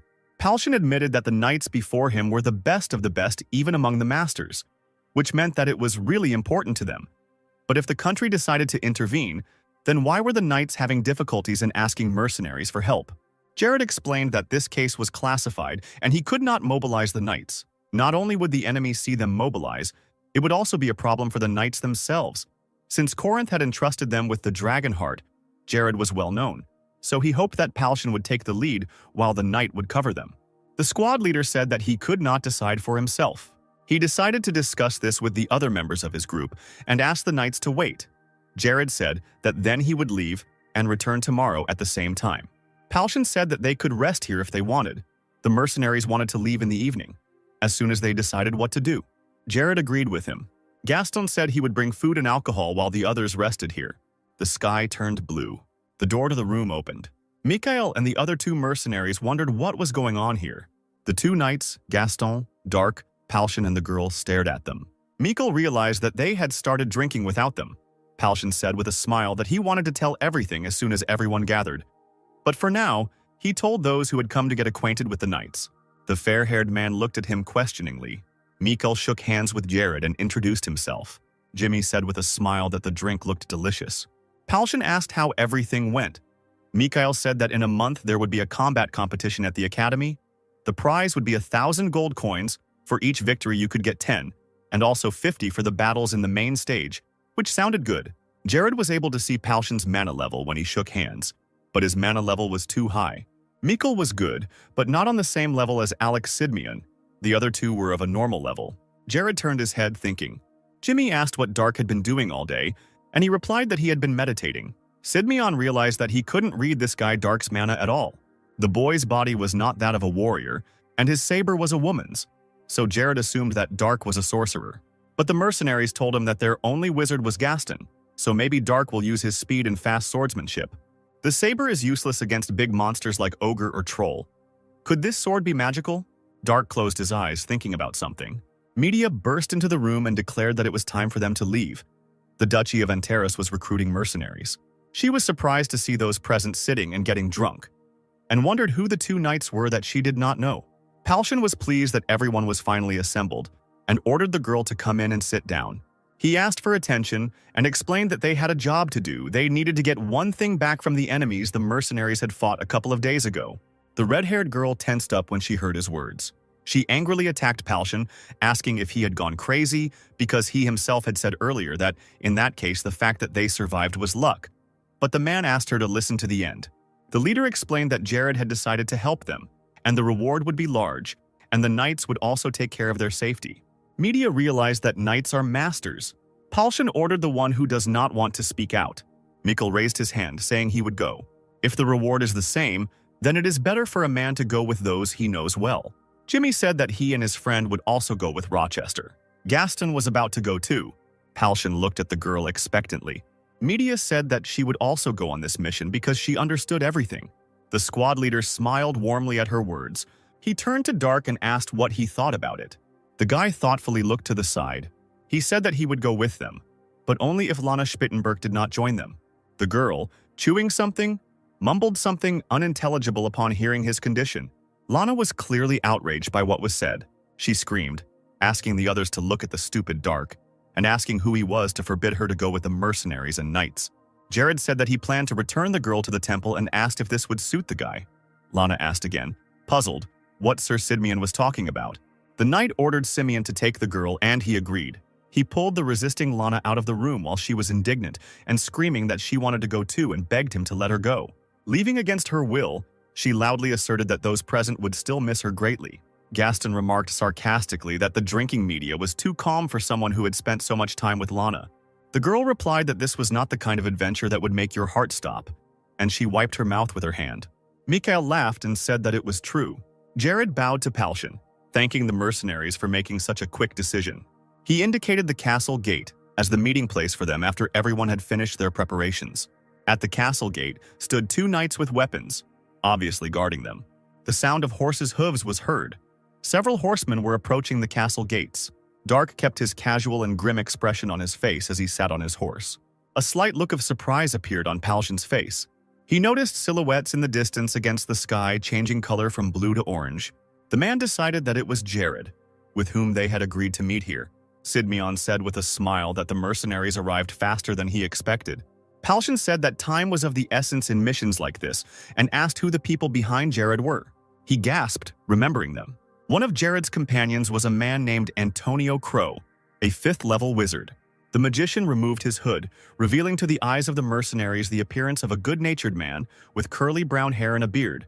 He introduced himself and said that he was glad to meet you. Jared also introduced a fair-haired man who turned out to be a priest serving Shayhart. His name was Ronnie Kintaro. Palshan clarified whether Shayhart was the only temple in Argonne. Ronnie explained that this does not mean that they do not send preachers to other countries. However, many countries demonize the teachings of Kronos, so there have been many difficulties in spreading their religion. Jared said that they could talk on the road. Their horses moved on, following each other and forming a line. People remained silent. Ronnie Kintaro looked ahead. The mercenaries did the same. Jimmy approached the leader of the mercenaries, asking about the god Shayhart, as he had not heard of him before. The man explained that he was the only god who approved of Kronos' teachings. Because of how conservative they were, they not only rejected the gods, but magic in general. When Argon declared the teachings of Kronos the national religion, wizards, and even spiritual shamans were persecuted and executed as heretics, Jimmy said that this religion was terrible. Thus, many wizards from other countries realized that it was dangerous and fiercely fenced off their countries from any teachings of Kronos, so few people know about them. Jimmy wondered if they rejected magic. How can they do this if the existence of mana is proven? Palshan replied that they claim that mana is a force of nature and only Shayhart should have power over it. If a person dares to use this force, then it insults their god. In any case, although the mercenaries do not understand this, the followers of the teaching believe in it, so the mercenaries cannot help them with this. Raven wondered what about knights then, since they also use mana? Palshan said that the young man was right, but the knights were given a special honor by Shayhart. The squad leader suddenly raised his head, looking as if he had been caught off guard. Ronnie said that as the mercenaries know, not every knight who uses mana becomes an adept. Without talent, it is an incomprehensible feat for many. This talent is the right that is granted by the merciful Shayhart. Media took on a thoughtful expression. She suddenly said that this was just a theory that was created in their religion. Don't the followers of the teaching create more problems for themselves by denying everything else? Ronnie replied that they are not ardent fanatics who blindly follow their faith and do not think about their surroundings. The girl's gaze became wary. The blonde boy continued speaking. He claimed that this enlightenment that the followers had attained through endless contemplation and reasoning, he could call it true faith. Palshan, Jimmy and Raven stared at him silently. Media got angry. She wanted to somehow answer the priest, but she didn't know how. Dark, who had remained silent until now, said that the story about sudden awakening and sudden cultivation sounded exciting. Ronnie stared at the guy in surprise. The priest asked what he was talking about. Dark said the words about sudden awakening and sudden cultivation. From the moment you become enlightened, you have nothing more to strive for. The fair-haired young man asked in surprise and doubt whether he had really said such words. Dark said that originally there was only sudden awakening, gradual cultivation, which means endlessly pursuing eternity even after enlightenment. He only claimed that it would be the other way around. It was the first time Ronnie had heard such words, but he liked them, because they were similar to the concept of the teachings of Kronos. Dark gave him a dark look. He realized that he might have said too much when he felt strange looks from others. Palshan grinned and considered Dark mysterious, because he, as usual, does not know about any common sense, but says something that the mercenaries do not know and considers it normal. The guy said that this is possible, and so, but this does not create any problems. The mercenary leader said that he wouldn't call it a problem. Dark is much more skilled than their team, so there's a chance that he just sees things from a different perspective. Mikhail turned to the priest and clarified that Dark had said that if enlightenment was somehow sudden, how smart did one have to be to achieve such enlightenment? Ronnie replied that the man should know that the holy spells cast by the servants of the gods depend on faith in their teacher. Mikhail knew this. To be honest, he didn't quite understand the essence of ordinary faith that allows people to use that power. The priest laughed, suggesting that the man might be right. Faith was incompatible with the logic of the brain, and the emotions of your heart were not faith, but rather fanaticism. And one could not achieve the holiness of the merciful Shayhart with such a mistaken faith. Mikhail said it was a matter of logic and emotion, and it was all too complicated. Ronnie, looking animated, suggested that he dwell on their genuine teachings. Perhaps the man could take a step towards enlightenment. True holy spells can only be used by true believers, and knights are no exception to the rule. Knights who have achieved enlightenment through faith are called holy knights. Jimmy was amazed that knights could even use holy magic. It must be so cool. Raven said that he was ready to preach. Ronnie placed his hand on his chest, saying that holy magic could be used as long as one maintained their faith. So people like him believed that holy knights were on par with holy adepts. This is precisely the reason why neighboring countries fear his homeland, Argon. Dissatisfied, media stated that this is not an objective norm. Ronnie agreed no, looking up at the purple starry sky. He turned his head towards the girl. The priest said they had evidence. Not long ago, the knight adept who took over the role after Valent was sparring with one of the holy knights. The red-haired girl looked at the priest with incomprehension. Yes, said the fair-haired youth. It was an unconditional victory for the holy knight. The sky in the forest was getting brighter. An orange explosion illuminated everything with bright light. He left behind a depression in the ground. Gaston stood with a concentrated look, his hands out in front of him and his legs wide apart. Dark watched him with his arms folded across his chest. He said loudly that he understood. Gaston turned to face him, dumbfounded. Dark thought he would understand if the magician showed him again, but he asked if the guy realized how absurd it sounded. Dark said that while the others were busy gathering information, they still had some free time. The wizard explained that it wasn't a matter of a small amount of time. It was ridiculous that someone could learn to use a spell just by seeing it a few times. Doesn't that make him a genius world-class magician? The boy told Gaston that the concept the magician had just shown him, he had seen it before. The wizard chuckled, clarifying that, if we don't talk about magic itself, Dark didn't even know about the existence of mana. The guy replied that it wasn't true. He just didn't know the name of mana, since he himself called mana by the word kai, to which Gaston chuckled thoughtfully and scratched his head. Dark thought that he needed to use his body as a medium and collect natural kai into it. This is the same concept as the eternal calm of the North Sea. Dark put his hands in front of each other. Putting aside the movement of mana, the boy couldn't use the spell since he didn't understand its basics. Gaston agreed to show him everything again. He again assumed a pose suitable for magic and necessary for the spell. The wizard spoke, a fiery will burning inside the body, an incinerating flame burning everything. Dark watched intently as the sorcerer muttered these words. He went on and on with his spell. Dark thought that you could quickly die from a sword while you spent the whole day casting spells for the sake of one spell. His attention was drawn to the spiraling energy that appeared between Gaston's palms. The wizard raised one of his hands up and stepped forward, summoning a fireball. He threw the ball forward with a powerful swing of his arm. A giant explosion occurred some distance away from the pair of people. The ground was charred again, dented by the fireball. This technique was no better than the palm strike technique, but it was extremely useful as it had the power of solar arts. Gaston asked if he had been fiddling with his spell for too long. This is the reason why mages need a protector to finish the spell, such as Palshan, who protects the guy while he casts. Dark understood, but asked whether this magic needed to be chanted exactly, whether it was necessary to avoid making mistakes at all. His interlocutor clarified whether he was talking about a spell. Gaston scratched his head in embarrassment, saying that these words had nothing to do with mana. They were just words, which surprised the guy, and he asked why the wizard was chanting these words so feverishly. Gaston said it was necessary because the words helped him focus on visualizing the spell. Dark thoughtfully repeated his words about visualizing the spell. Gaston asked if the guy understood him, and he clarified that everything depended on imagination. Magic is based on the method of controlling mana. Then, a person introduces his desire into the controlled mana so that it materializes. But even so, it is difficult. In any case, mana does not understand what the sorcerers say. That's why wizards chant while casting a spell to increase their own concentration, which is why different wizards chant differently. Gaston creates synonymous sentences to cast a specific spell. During the chant, his subconscious naturally strives for his desires, and it becomes easier to call upon the fire element. This method is the most universal. It is said that magicians who have reached the pinnacle of mastery can cast spells without any chance. They control the movement of mana only with their thoughts and only say the launch word at the end. Gaston said that this skill was the result of long training in magic, because mana is uncontrollable by default, and asked if his explanation was too complicated. Perhaps it was too early for him to teach anyone. Perhaps, as Dark suggested, if he could feel the sensation of desire being implanted into the mana. Gaston was surprised by these words. He agreed and told Dark to close his eyes and give the magician his hands. The guy's gaze became tense. Gaston came up behind him, taking Dark's hands and telling him to sit as comfortably as possible. He agreed, but both boys were tense and embarrassed by such closeness. The magician held the guy sitting on the ground by his raised arms. Both of them had their eyes closed, their expression focused. Dark opened one of his eyes. The ki surrounding them was rippling, the boy realized.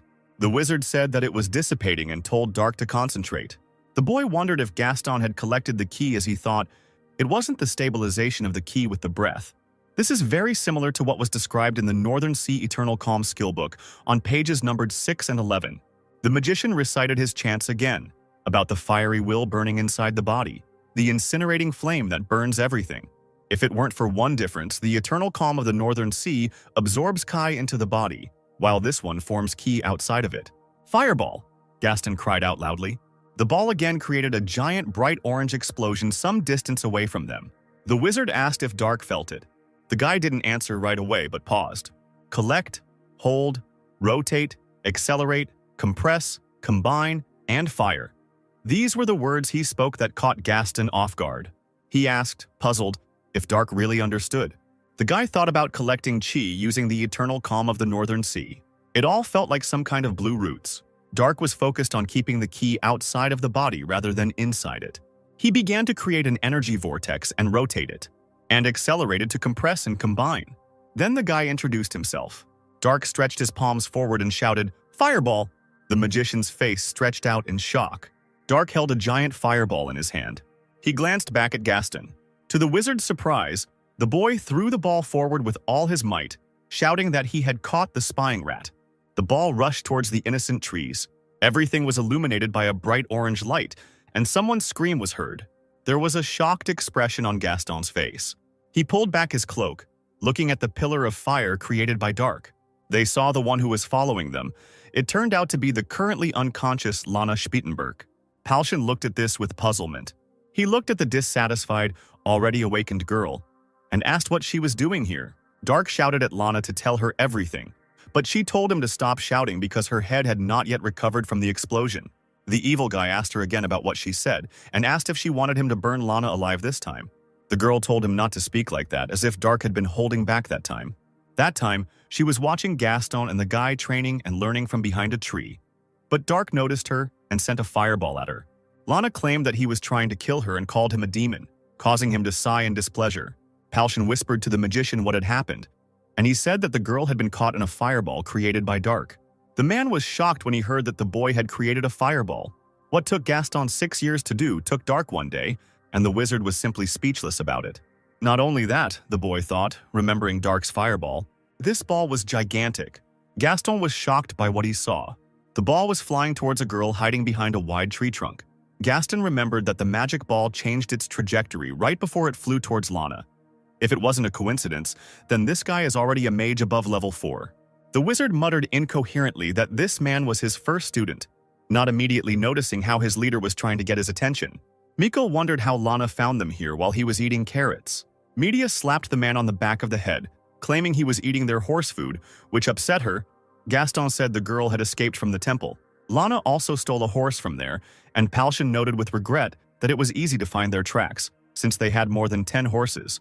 Miko was still worried about how she was able to catch up with them, because when the girl was with the mercenaries, she couldn't even ride a horse. Lana told him not to underestimate her, because it only took her 4 days to learn how to ride a horse, and he shouldn't forget that she can use holy magic. The mercenary leader repeated her words about holy magic, asking again. Mikhail asked if the girl used holy magic on the horse. She confirmed it and said that it was very effective. Every time the horse got tired, Lana used holy magic and it could run further. Palshan said that a good horse had been spoiled. The girl loudly asked what he meant and was indignant, because the horse was in good condition. The man said that this was the problem. Horses don't know magic, since it's not tired, no matter how long it ran, until it reached the knights and mercenaries. The horse will think that it was its own stamina instead of holy magic that gave it the ability to run so much. She will try to run until she collapses and dies of exhaustion if this happens again. The girl was troubled by these words, regretting that her horse would die, because she even managed to give the animal a cute name. Mikkel explained that sometimes horses understand what it was, but most of the time they die during long runs, which is why people are so interested in breeding quality horses. Because holy magic cannot be used on them, Lana worriedly asked what she should do and turned to a horse named Lucy. Palshan was called by name. Jared reminded that the mercenary leader told him that the enemy hideout was not that far from here, the man replied, agreeing with this, that they might reach that hideout tonight. The knight said that then they should return the child back. It would be difficult to protect Lana, and there would be countless problems if her enemies found her. Palshan completely agreed with him, but did not understand who should protect the girl. If there was only 1 or 2 people with Lana, she could be captured and used as a hostage. That didn't mean they had a free person to watch over this child. But they couldn't keep the girl close to them. Palshan suggested that they let her stay with them now, and when they met someone they could trust with Lana, like border guards or church clergy, they would tie up the girl and hand her over to those people, sending her back. Like that time, she could return at any time. What? Dark said furiously. He asked indignantly if the leader and Jared wanted him to guard this stupid and useless child. Palshan replied that they couldn't do anything about it, because the guy was the only one who could ensure the safety of not only Lana, but also himself at the same time. Dark shouted that he refused, considering the girl useless luggage, but she indignantly intervened in the conversation, offended by the fact that she was called luggage. The boy indignantly ordered Lana not to interrupt when adults were talking and called her an ill-mannered sly girl. The girl indignantly asked how he could talk about manners, being a village simpleton from Mount Trebark, and usually such people do not know about them. Gaston suddenly felt something familiar and magical. Gather, hold, rotate, accelerate, compress, combine. These words were in Dark's head as he took a stance for the spell he had studied with the wizard earlier today. Gaston asked the boy to stop in a panic as he realized what he was doing. He covered Dark's mouth with his hand, preventing him from finishing. Mikhail asked the guy to calm down. He shouldn't have been so angry at such a little girl. Lana was outraged that she was called a little girl, since she considered herself a lady. A lighthouse could be seen in the darkness. Antonio Crow said it was strange. He didn't feel mana. Gaston, doing the same thing as the other mage, said that it looked like their enemies had already left. Jared was annoyed that they were at a dead end again. Antonio asked to wait, asking if there was empty space in the basement. No, it was too big for storage. Jared enthusiastically suggested that their opponents might be hiding there. But the bearded sorcerer said that this was not the case, since the room was empty. Gaston could guarantee that there was no one there. But the room in the basement was quite large, like a cave. It could be connected to something else. Sidmion looked at the house in the distance. He suggested that they check it out. 3 dark silhouettes appeared in the opened doorway, standing out noticeably against the blue background.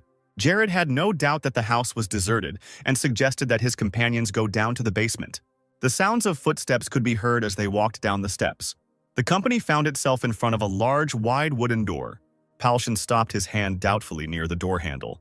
He grabbed the rings that acted as door handles with both hands. The man suddenly chuckled. He pulled the door rings towards himself with obvious effort in an attempt to open it. Palshan complained that the door wouldn't open. Mikhail didn't think it could be locked and decided to try it himself. The blonde mercenary was asked to wait. Antonio Crow asked if he could look at the door. He extended his hand in the right direction. The magician said he realized something about this place. Mikhail asked what it was. The wizard said that the door was under a spell and could not be opened without a password, and since they did not know the password, there was nothing left to do but knock the door down with brute force. The fair-haired mercenary agreed to do so. Antonio answered him in the negative. They had to hit the door with more mana than what they used to close it. For Mikhail, this was impossible. The blonde man's gaze became tense. The magician turned to Sir Sidmion, who agreed with him and ordered everyone to move away from the door. The knight's gaze became stern. Mikhail and Palshan watched what was happening in silence. Dark also looked, his arms folded across his chest. Jared's longsword sparkled with blue lightning, the blade itself taking on color. Dark noted with a grin that Kai Sidmione was well-disciplined, better than the knight the boy had fought before. The man swung his sword. With his powerful blow, he cut the door apart. Palshan and Mikhail's gazes became shocked. The doorway was empty. Sidmion saw the cave and asked if it was connected to the enemy's hideout. Gaston asked the man to wait. As the sorcerer thought it was a dead end, he turned to Antonio Crow, who agreed with him. The knight asked what it was and what Gaston meant. The guy jerked suddenly. The eyes of both wizards on the team lit up as they said with a smile that this was a wizard's dungeon. They asked to go in there, while Dark yawned boredly, leaning against the wall. He frowned, as if thinking about something. It was still dark outside. "This is the place," the voice said. The 2 cloaked figures looked at the house. One of them asked where those items were kept. The other figure said, "Yes, teacher. He used this place as a shelter for a short time, because he planned to return, since the mission has the highest priority." The gray magician asked if there was even a need for the teacher to come here. The black-bearded man clarified what his interlocutor was talking about. Because even as a man who had put everything into reviving his country from the ashes, he was still a mage. This was a wizard's dungeon with a considerable amount of magical tools and books stored there. How could he trust this to anyone other than himself? The gray-haired mage remarked that his master's words were wise. To be honest, it had taken a lot to stop Sir Carosa from entering the dungeon this time, given his excitement. The wizard told him that they would return after the mission. The master laughed, saying that for warriors like Sir Carosa, the dungeon was a place that stimulated their spirit of adventure. The gray-haired man said that the warrior would be disappointed, but the master suggested that he go. The teacher's face was sweaty and he looked nervous. He asked his companion, Darren, why they teleported so far from the building, since the black-bearded magician was too old to walk so much. His student immediately asked for forgiveness. The gray-haired mage awkwardly said that he had set up several traps in case of emergency when he used this place as his hideout. He had disabled them, but that was just his habit. The student asked his master what was wrong. The black-bearded man saw a horse there and asked, "Didn't the gray wizard say that this was an abandoned house?" It was a war horse, which raised the question of whether there had been a search here. He folded his hands and began to look at the magical power. The man didn't see anyone. Did that mean that people had entered the dungeon? The gray magician called it all tiring and asked what they would do next. The teacher realized that someone was getting up. He opened his eyes wide. His student turned to him with excitement. The black-bearded man noticed someone with a master level. The nervous student asked what he meant, and the master told him to hide his magical power. The door opened slightly. Dark sensed Chi upstairs, but she just disappeared. These people are most likely professionals. It was behind the house. He smiled and wanted to find out who it was. Palshan turned his attention to him. Dark climbed up the stairs. He sensed a small amount of Chi above, so he went up to check. The guy smiled, wanting to find out. He jumped high into the air. The foot touched a hard surface. Dark saw two silhouettes in cloaks in the distance. The black-bearded mage looked around in panic. The guy said with a grin that it was him. The teacher realized that he had sensed their mana long before they approached. The premature event of their mana had produced the opposite effect. He ordered Darren to use the most powerful spell he had right now, and he complied. Dark jumped onto the pipe of the house. His gaze was stern. The black-bearded man closed his eyes. Dark was approaching rapidly. The gray-haired magician put his hands forward, between the palms of which red sparks were visible. The guy chuckled in surprise as he ran. The wizard created a giant explosion. Dark approached and swung at the magician. A look of alarm appeared on the student's face. The guy swung his sword with a stern look. The teacher summoned the flame of apocalypse. Dark's gaze was wary. The black-bearded opponent's hand was extended forward. Everything around the guy turned red and black. It caught him off guard. Dark coughed and closed his eyes. The teacher helped his student to stand up. The man looked up, holding Darren's hand, and looking up at the black-red glowing magic ball. He summoned a teleport, disappearing along with his student. The books stood on the shelf. Gaston said that, as expected, they were right. A skilled wizard lived here. These books are level 6 and above. Antonio Crow insisted that they should be taken to the castle. If you simply translate everything into a book equivalent, then they found a fantastic treasure here. Jimmy didn't look interested. He asked if this was what dungeons were. The magician asked what else they could be. Raven said there were few traps. Only one arrow was the most dangerous. Gaston said he almost died there. Lana said that if this was a wizard's dungeon, there should have been a lot of monsters and dangerous traps everywhere. Antonio chuckled, asking how the magician could make such a room without anyone's help. Gaston explained, "Basically, the dungeon is where wizards keep their books and tools. If they set up traps and dangerous monsters, wouldn't they ruin them?" Palshan called it a disappointment and asked if he could go upstairs with Dark. Mikkel said that the mages said that these were expensive books, so they would be pleased with that. Suddenly, the mercenary leader heard something. The fair-haired man realized that the sound was coming from above. Jared noticed this too. Everything around suddenly began to shake. The girl fell screaming into the arms of Media, who asked if what was happening was an earthquake. Sidmion shouted that it was an ambush. He ordered everyone to go outside. Palshan and Mikhail were shocked. Their loud steps brought them closer to the exit. Palshan carried the girl on his shoulder. They walked quickly up the stairs. So the group ran out into the dark street. Sidmion stopped suddenly, confusing Gaston. The man mentioned the Lord's name. In front of them, a huge crater gaped in the ground, apparently left by an explosion. Palshan asked where Dark was, going over the worst options in his head. Gaston wanted to use the viewing of magical power, but the knight claimed that there was no need for it. The magician asked him again. Jared didn't feel any mana and thought that the opponents had fled after the ambush. The leader of the mercenaries ran past him abruptly. The knight called out to the running Palshan. The man stopped at the edge of a giant crater. His face showed excitement and horror. There lay Dark, unconscious and with his clothes all torn. Palace of the Krataus Empire. There was a giant glowing circle drawn on the floor of the room. Darren and his master appeared in it. The gray magician said that it was him. Dark was the warrior who killed Sir Carosa. The black-bearded man was shocked by this statement. The horses outside the fence must have belonged to the guy and his group, who were probably in the basement, in the dungeon. Darren asked if his teacher thought their opponent was dead. With the teacher's magic, even master-level people. The man interrupted him, claiming that they couldn't be sure until they saw the corpse with their own eyes. The flame of apocalypse had dealt a direct hit, so even people at the master level would be unlikely to survive it. The gray mage said that it was all in vain, because there might be a mage who could use earth memories, so there was a chance that they could be tracked down. The gentleman said that it was not a problem. Darren's identity was not revealed even in other countries. The teacher is a public figure, but from the moment he put on the cloak, they can only track him with spells. But the Flame of Apocalypse is black magic. They will never be able to trace the connection of this spell to a man. The student asked if the teacher was sure that they shouldn't worry about this. The teacher thought that in fact they should worry more about the warrior of the mastery level. The man had previously thought that it was one of Corinth's warriors, but he was wrong. The masters of Corinth are Thierry de Valencia, Camus de Rochester, and Risa de Cluden. If not them, then the mages need to find out who Dark is. He may prove to be the greatest obstacle to their empire's greatness. So the man told the student to investigate everything thoroughly and come back. He understood his teacher. It was still night outside. Antonio Crow muttered something with his eyes closed, sitting at the table. "Display," he said, and the light in his hands lit up. Their two opponents were magicians. The wizard hesitated slightly.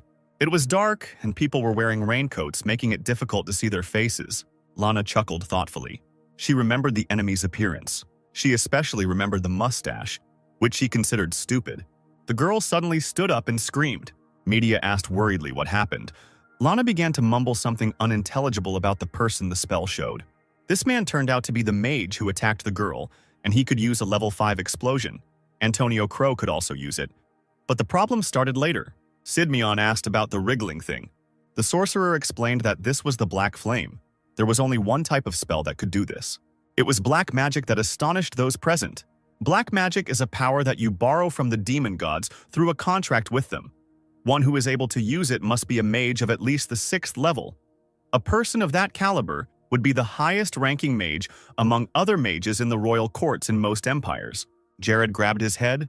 Antonio said that there were things he could not understand. Palcion looked to the side. Dark lay with his eyes closed. He groaned and opened them with difficulty. In front of him were a delighted Michael, Jimmy, and Raven. He did not share their reaction, lying under the blanket and somehow regaining consciousness. The guy sat up, declaring that there was nothing to see here and showing off his bandaged torso. Palcion laughed, assuming he was okay. Mikkel said that it was thanks to the priest Ronnie, who poured his healing energy into Dark. The priest lying next to him replied that it was not he who healed the guy. It was the will of Shakehart who healed him. Jared asked excitedly if Dark could tell him what happened. The bearded wizard said that they only saw everything through the Earth's memories. It seems that they were the magicians who kidnapped Lana before. But the next explosion was even stronger, so Antonio believed that it was the work of black magic. Dark asked him again, not understanding. The sorcerer began to explain that powerful magic that could be used by magicians who had made a contract with a demonic god. The guy mentally cursed, considering what he had said to be nonsense. The team couldn't see anything because of the explosions, so the mage was interested in how Dark managed to survive. Dark was informed that he was found in critical condition. He could have died if not for Ronnie, and the priest lying nearby on the floor muttered that it was Shakehart's will. The guy turned away and chuckled thoughtfully, listening to this and thinking about the situation. He had truly never seen a combat technique as powerful as the one that was used on him. Dark had used Divine Iron Key and even the Shackles of Immobility together. But he couldn't withstand this strong magic that he didn't understand, because this magic worked according to the rules of this world, which was not his native one. But the guy, the one who received the name of the true demon, was critically injured and lost consciousness, which shocked him, because this had never happened to him before. Antonio Crow waved his hand excitedly in front of Dark's eyes, trying to get his attention since he was too deep in his thoughts. The guy lay down, turned away, and covered himself with a blanket, saying that he blocked the first blow, but couldn't handle the second blow, that's all. He felt unusual. The magician thoughtfully repeated his words about how Dark was able to block the explosion while holding his own chin. Knight Jared said that to do this, you need to be at least his level, or even higher, which is surprising because, until recently, the guy was just a hunter. Mikkel said that this was not the most surprising thing, because something more significant had already happened to them. The mercenaries had already seen about 50 knights led by an adept, but for the great mage of the royal court to show up here, it seemed like the country itself had decided to take up the matter, which was quite unusual and important. Can the mercenaries now calmly think about the fact that they will not use titans? The knight could not help but agree with this, understanding their point of view. One titan could wipe out their team, so Mikkel wondered if their team had a way to fight it. Jimmy and Raven's faces darkened as they thought. Mikkel and Jared stood silently opposite each other, also deep in thought. Dark noticed that they mentioned titanium. He turned his head slightly, listening, as he was interested in this topic, thinking that it might be useful. Jared said that his Titan Kuma is with him, so they don't need to worry. Media asked where the Titan was, even though she knew Sidmion couldn't keep the weapon in plain sight. But the man told everyone to follow him so he could show off his Titan. A group of people stood near the house, waiting for something. Everyone looked at Jared, who stood in front. Gaston turned his attention to Dark and asked when he had managed to follow them. But the guy did not answer him, carefully watching what was happening. "Kuma, come," said Sidmion, calling upon his Titan. Dark turned his gaze. A certain sight caught his attention. Bright blue spirals began to spin in the starry night sky. Jimmy let out a delighted cry as he watched. Raven asked him to calm down, and Media and Palshan looked up in confusion. The large round shield depicted the silhouette of a golden two-headed lion. Dark's face showed surprise, but also interest. In front of them stood a real metal giant, dressed in giant heavy armor and holding that same large round shield with a lion. The other mercenaries also gave this creature looks that showed a variety of emotions, but mostly it was admiration or surprise. Lana gasped in surprise, reporting that she was seeing the Titan with her own eyes for the first time, and it was bigger than she thought. Dark looked straight at the giant, as he was initially interested in this. Palshan asked if the guy was seeing such a creature for the first time, and explained that it was the world's most powerful magical military property, a Titan, while Dark asked in amazement if, since this thing was military, it could move. The mercenary leader replied that the Titan was much faster than a human, and not only that, Jared checked to see if everyone had calmed down. The man knew it was already quite late, but he thought they needed to move now. Palshan thought that they wouldn't be able to get more information now anyway, so he suggested moving towards Galicia. In the night blue starry sky hung two moons, so familiar to the sky of this world, illuminating a string of horses walking one after another. Gaston dozed on his horse. He woke up when he heard a voice calling out to him. The guy asked if Dark had called him and said that he was in deep thought. Not wanting to admit that he had fallen asleep, Dark asked the magician how this thing called Titan moves, whether he does it with the help of magic. Gaston realized that his interlocutor was curious and confirmed his suspicions, saying that the Titan was using golem magic. Dark asked him again about this information, as he did not quite understand what was said. Golem magic transformed stone, wood, steel, and similar materials into humanoid form and allowed them to be controlled, while titanium originated from the concept of a golem. This story was very long, so to put it briefly, the Titans were invented when people wanted to control the golem, which was apparently impossible. The role of the pilot is performed by a knight adept who can use a large amount of mana, using a compact instrument called the central nervous system. Knights are able to transmit their mana directly to the golems, which helps control their system. Dark asked if this meant that depending on the knight's skills, the Titan's strength could be different. The wizard said that the guy, as usual, understood everything quickly. If the mana output is the same, then everything depends on the knight's skills. However, if Axion's mana output is higher, he can easily suppress the enemy even with a difference in skills. Also, the main military power of the country is made up of Titans with a high mana output coefficient. Romero of Alcus, the Empire of the Mages, is the standard of all Titans, so everyone uses Romero's allocation of 1-0 as the standard unit. Palshan asked how much mana output Sir Sidmion's Titan had, and he replied that Kuma was an Anthros-class Titan. Of course, his titanium is better than the standard ones, considering they are made for the Royal Knights. Dark asked how many such knights there were in total, but Jared didn't know the answer to that question. Only the adepts are registered in the Temple of War, one can only assume, but the Titans and other details are a secret in each country. The night moonlight penetrated through the long and narrow windows. The light fell on the wooden stairs. The giant hand in a dark blue metal glove moved. The muscular man in the headscarf muttered something unintelligible under his breath. A male voice addressed him and asked how the work was progressing. The man informed Sir Tozier, who had approached him, that everything was going very well. The black-bearded man asked if they had enough material for the nervous system and other needs. His interlocutor reported that yes, all thanks to the Dragon Heart, the 12 Azure Knights would be ready in the shortest time, which was a success. Sir Tozer asked if this meant that everything would be done as planned, and the subordinate confirmed this. They were looking at something big. In front of them was a large silhouette of a horned creature. It was the first 3-0 in history and the world. A satisfied smile appeared on the black-bearded man's face. He looked at two dark rows of giant silhouettes. It was daytime in the trading city of Galicia, and the bright, warm sun was shining. illuminating everything around. People were walking along the streets, buying fresh fruit at the market, making noise and chatting, and generally going about their daily business. Gaston asked if anyone had found any clues. Mikhail loudly ordered 4 beers. Raven preferred to drink milk, and the magician, seeing this, asked the man if he had already managed to eat. Mikhail said, resting his head on his folded hands on the table, that he would eat later. He just wanted to drink some cold beer. He had tried his best to get information, but had not been able to find anything. Gaston thought he would have to hope that Palshan or Sir Sidmian had been able to find some information. The fair-haired man asked about Media. The wizard said that the girl took Lana with her and went to the Temple of Athena. Mikhail asked if Dark was going with them, to which the guy chuckled, claiming that Dark would not want to go anywhere with Lana. Gaston didn't know what was going on, but the subject of their conversation was now sitting in his room, lost in his thoughts. Dark exhaled, stretching. He remembered the words of the elderly mage from the academy. The golden age of magic was about 1,000 years ago, but no one ever returned from the spatial travel. The mages of the academy simply did not have records. Dark thought it was the same as saying there was absolutely no way back. The guy was so powerless, and it irritated him. He leaned back on the bed and thought that at that moment he would be happy to see even Chang and Ghoul. Dark looked up thoughtfully as he lay on the bed. Footsteps belonging to several people were heard. Among several men in cloaks, there was one particularly gloomy man. He kicked open the door to the room with a powerful kick.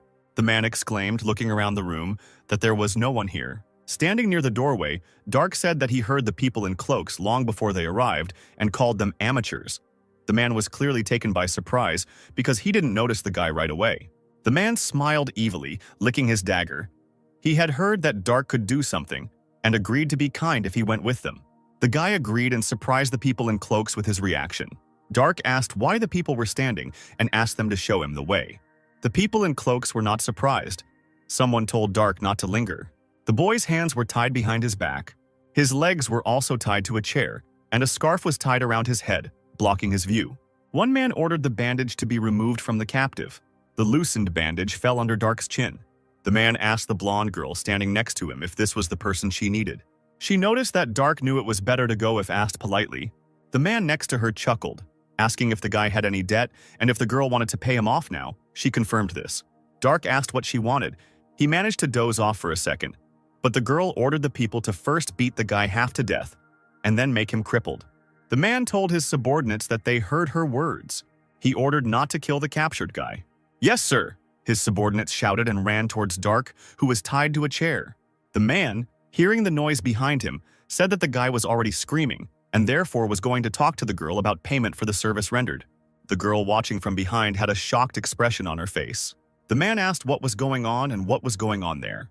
Looking back, he discovered in horror that Dark had managed to free himself in that short time and defeat his subordinates, whose bodies were now lying on the floor. Dark asked the man, while the people on the floor were groaning, if he was the boss here. The man sheepishly replied that yes. Dark chuckled with a questioning intonation. The boss grabbed the girl by the hand, asking her to spare himself because he was ready to give the guy the girl for such a favor. A leg flashed in front of the man's nose. Dark brought his foot down hard on the boss's head. The guy asked if the girl was bothering him again. Dark had had enough of her antics over the past few days. He reported that the girl had arrived just in time. Media asked the girl what happened. She said that her ear was itchy. Lana didn't know what was going on, but she was sure that that stupid black-haired old man, she meant Dark, was talking about her behind her back. Dark himself was busy at that time, interrogating whether the man was the boss of the Thieves' Guild. The beaten, and because of this quite swollen girl, answered that he was the master of the Galicia Guild. Each large city has its own guild. The guy asked what guild she belonged to. The scoundrel hesitated with the answer, but after a new threat, she immediately said that it was Vulcania. Dark realized that this was the place where they first met, and asked how long the girl was going to bother him. But she, in horror, promised that she would never even catch his eye again if he spared her. The guy agreed to save the blonde girl's life, but in exchange for something. 2 guards guarding the gates to the city were talking to each other when a girl ran towards them. She quickly ran towards the entrance, not giving the guards a chance to figure out who had run past them. They only hoped that she wasn't a monster. The girl remembered the elf's words that revenge was good, but the difference was too big, and this mercenary was too big a target for them. She thought the guy was absolutely disgusting. Gaston asked if their leader had found the knights in gray armor. Palshan replied that it seemed that the knights were returning to the capital along the Maltaria Mountains, since they were seen by the merchants who came from there as mercenaries and thought that those with whom they fought that night were not alone. Gaston said that if they were far away, then it would be too late to move out today. Sidmion said that then today they should have a good rest. Tomorrow they should walk as much as they could. The mercenary leader agreed, looking at Dark drinking. He asked if something had happened to the guy, because he had never seen him like that, and he didn't understand where he got that strange hat. But no one knew. Gaston reported that Dark first went out with a group of people dressed in black, then returned alone and began to drink happily. Mikhail assumed that the guy had taken it out on these guys. The man the mercenaries were discussing coughed, covering his mouth with his elbow. Palshan hoped that even though he didn't know these people, they were safe and sound. Kratos' castle loomed as a large dark silhouette in the dim evening light. A cry came from the tower that he was alive. The Grey Mage reported that Dark was alive and well. Sir Tozer noted that it was expected, but still incredible, that he had managed to survive that hellfire, and asked what his student had found out about the man. The Grey Mage summoned the image. He said that Dark was most likely the leader of the group, and judging by the amount of mana, he was definitely at the master level. The teacher said with admiration that this was incredible, and asked if there was any more information. The Grey Magician began to tell his story. They couldn't find anything about Dark, even in Corinth or Trovia. There was no one like him among the masters registered in the Temple of War, which amazed Sir Tozier and the blonde man in purple clothes who was in the room with them. The blonde man said that it was strange because usually people with such skills want to become stronger and try to prove themselves in the Temple of War. The teacher suggested that Dark was born in secret to be used as a hunting dog and told him to look in Corinth. His student agreed. The blonde man, aka Sir Chromis, suddenly noticed something in the display. He pointed at one man, announcing that it was Jared Sidmion, a royal guard. Sir Chromis said that Jared was a knight who could compete for first or second place in Trovia because he was very strong. Tozier decided that they needed to conduct an experiment. His interlocutor asked again.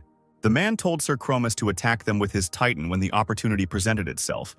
The royal guard might have a Titan, and if there were two, the second might belong to that mysterious master, and then they could guess what country was behind him.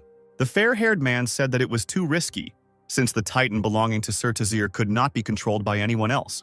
He asked if it was so difficult to verify the summoning of the Titan and escape, and said that he would send 4 people with Sir Chromis. Chromis asked what would happen if there was only one Titan, since the mysterious master might not have one. Sir Tozier wondered if that would not be a great opportunity then. A great opportunity to get rid of everyone. Dark sat with his eyes closed, frowning. Palshan awkwardly noted that he had not been looking very well for the last few days. The guy asked irritably if it was that noticeable.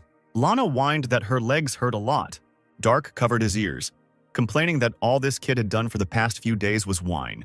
He turned to the girl irritably and asked if she wanted him to leave her here. Lana snorted dismissively and declared that if the boy did that, he would be cursed by Athena. Jimmy thought Media was going to keep the baby. She was going to, but she couldn't do anything about it. What? Lana exclaimed in the past, her face showing concern.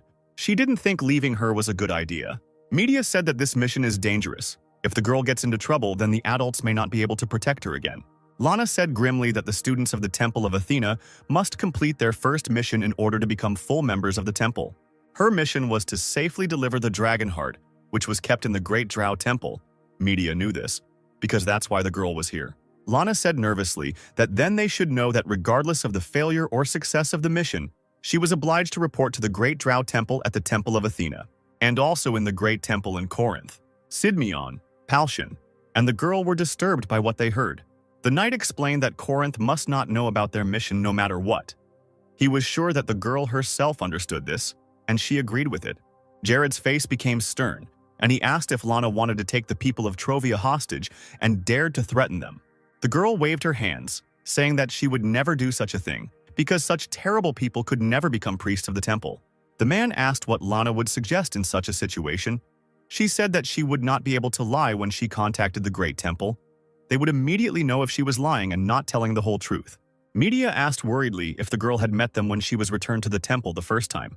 Lana said that if she had reported the failure, then she had no reason to live if she couldn't even complete the first task. Mediok has made sense of this information.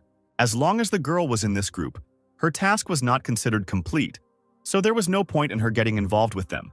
And not only that, she believed that the search and protection of the dragon heart itself was just a part of her other task. and she would gladly take any risk to see how it ended. This is what Lana, who is complaining about the conditions now, said. Jimmy decided that the girl clearly hadn't thought about the danger of this walk, but they really had to share her suffering. Media didn't care. It was all connected with the Holy Temple and politics, so she didn't want to say anything at all. And the child couldn't be returned to the temple. Jared sighed. He just prayed to Athena while the girl was arguing with Dark. He prayed for the protection of this mission, listening to the abuse. The landscape, meanwhile, was shimmering in all shades of green, with a lot of vegetation in the form of trees and hills covered with grass. Sir Chromis stood on the edge of the cliff. He was informed that they had made contact. The man in the cloak carried a communication ball on a pillow. Sir Tozier reported via the orb that they had received new information from Trovia. According to the message that Sidmion sent to King Trovia, the people accompanying him were simply a group of adventurers consisting of mercenaries, a wizard's apprentice, and knights. Sir Chromis asked who that master was then. Presumably he was just a hunter who lived in the Trebak Mountains area, but they couldn't know for sure. However, Corinth had no reason to send a master here, so it's safe to assume that Dark is not his hunting dog. Chromis asked if the boy could be from Kruma, but the man thought it was impossible because it was too far away. Then we can assume that Dark does not have titanium. The sky was still light. Several figures gathered in a circle in the clearing. Lana fell to the ground, wondering if she could just go to sleep. Palshan said that they were finally in the kingdom of Toria, and the girl had no plans. The knight sitting next to him chuckled. Jared said that it was possible, but they couldn't afford to rest here since it was enemy territory.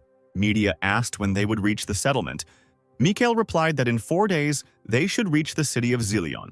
4 days, the girl repeated after him. Dark sat in a meditative pose, thinking. He realized that something was approaching them. Jared looked at the guy with a questioning expression on his face. What? Lana said in surprise, opening her eyes.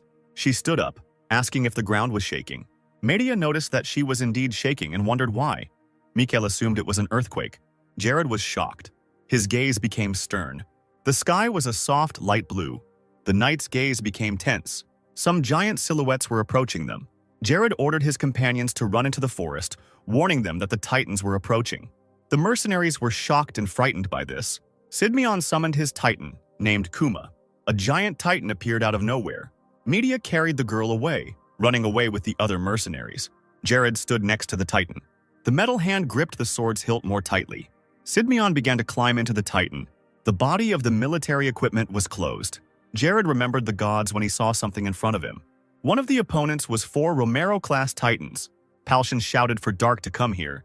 The knight looked back at the sound. He told the guy standing next to him to get out of there. He was silent, looking at him.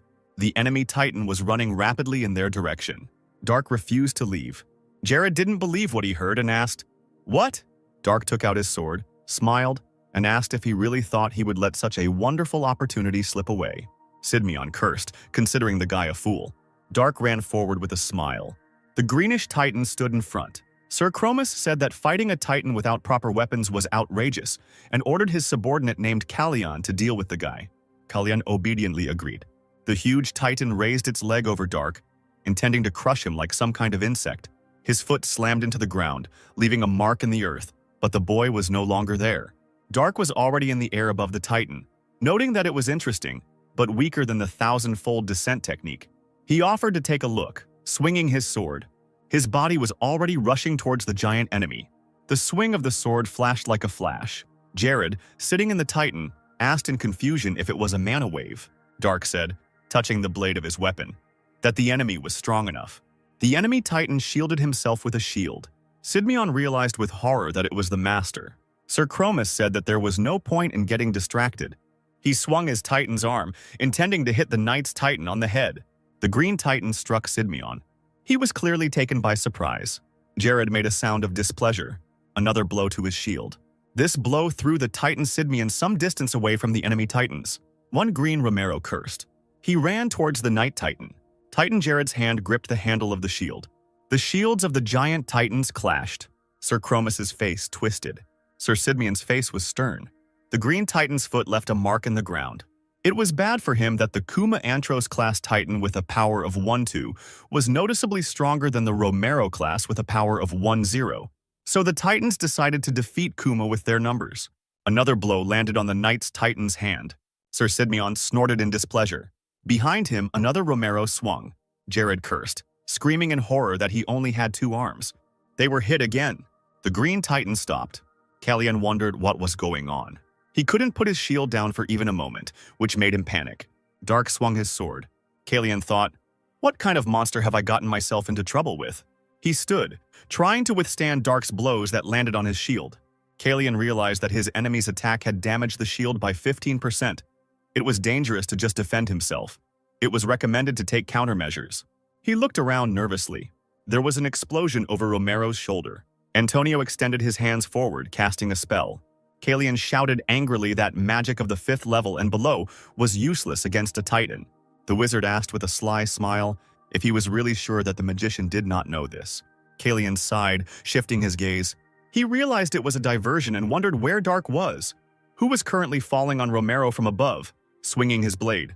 A bright flash appeared behind the Green Titan. Another blow hit his shield. Feet in brown boots touched the ground. Dark said that he never even dreamed of meeting someone so strong in this world. His opponent was able to entertain him well. However, it seemed that this was the limit of Kalyan. The Titan shielded himself with his giant shield. Kalyan's face twisted with anger.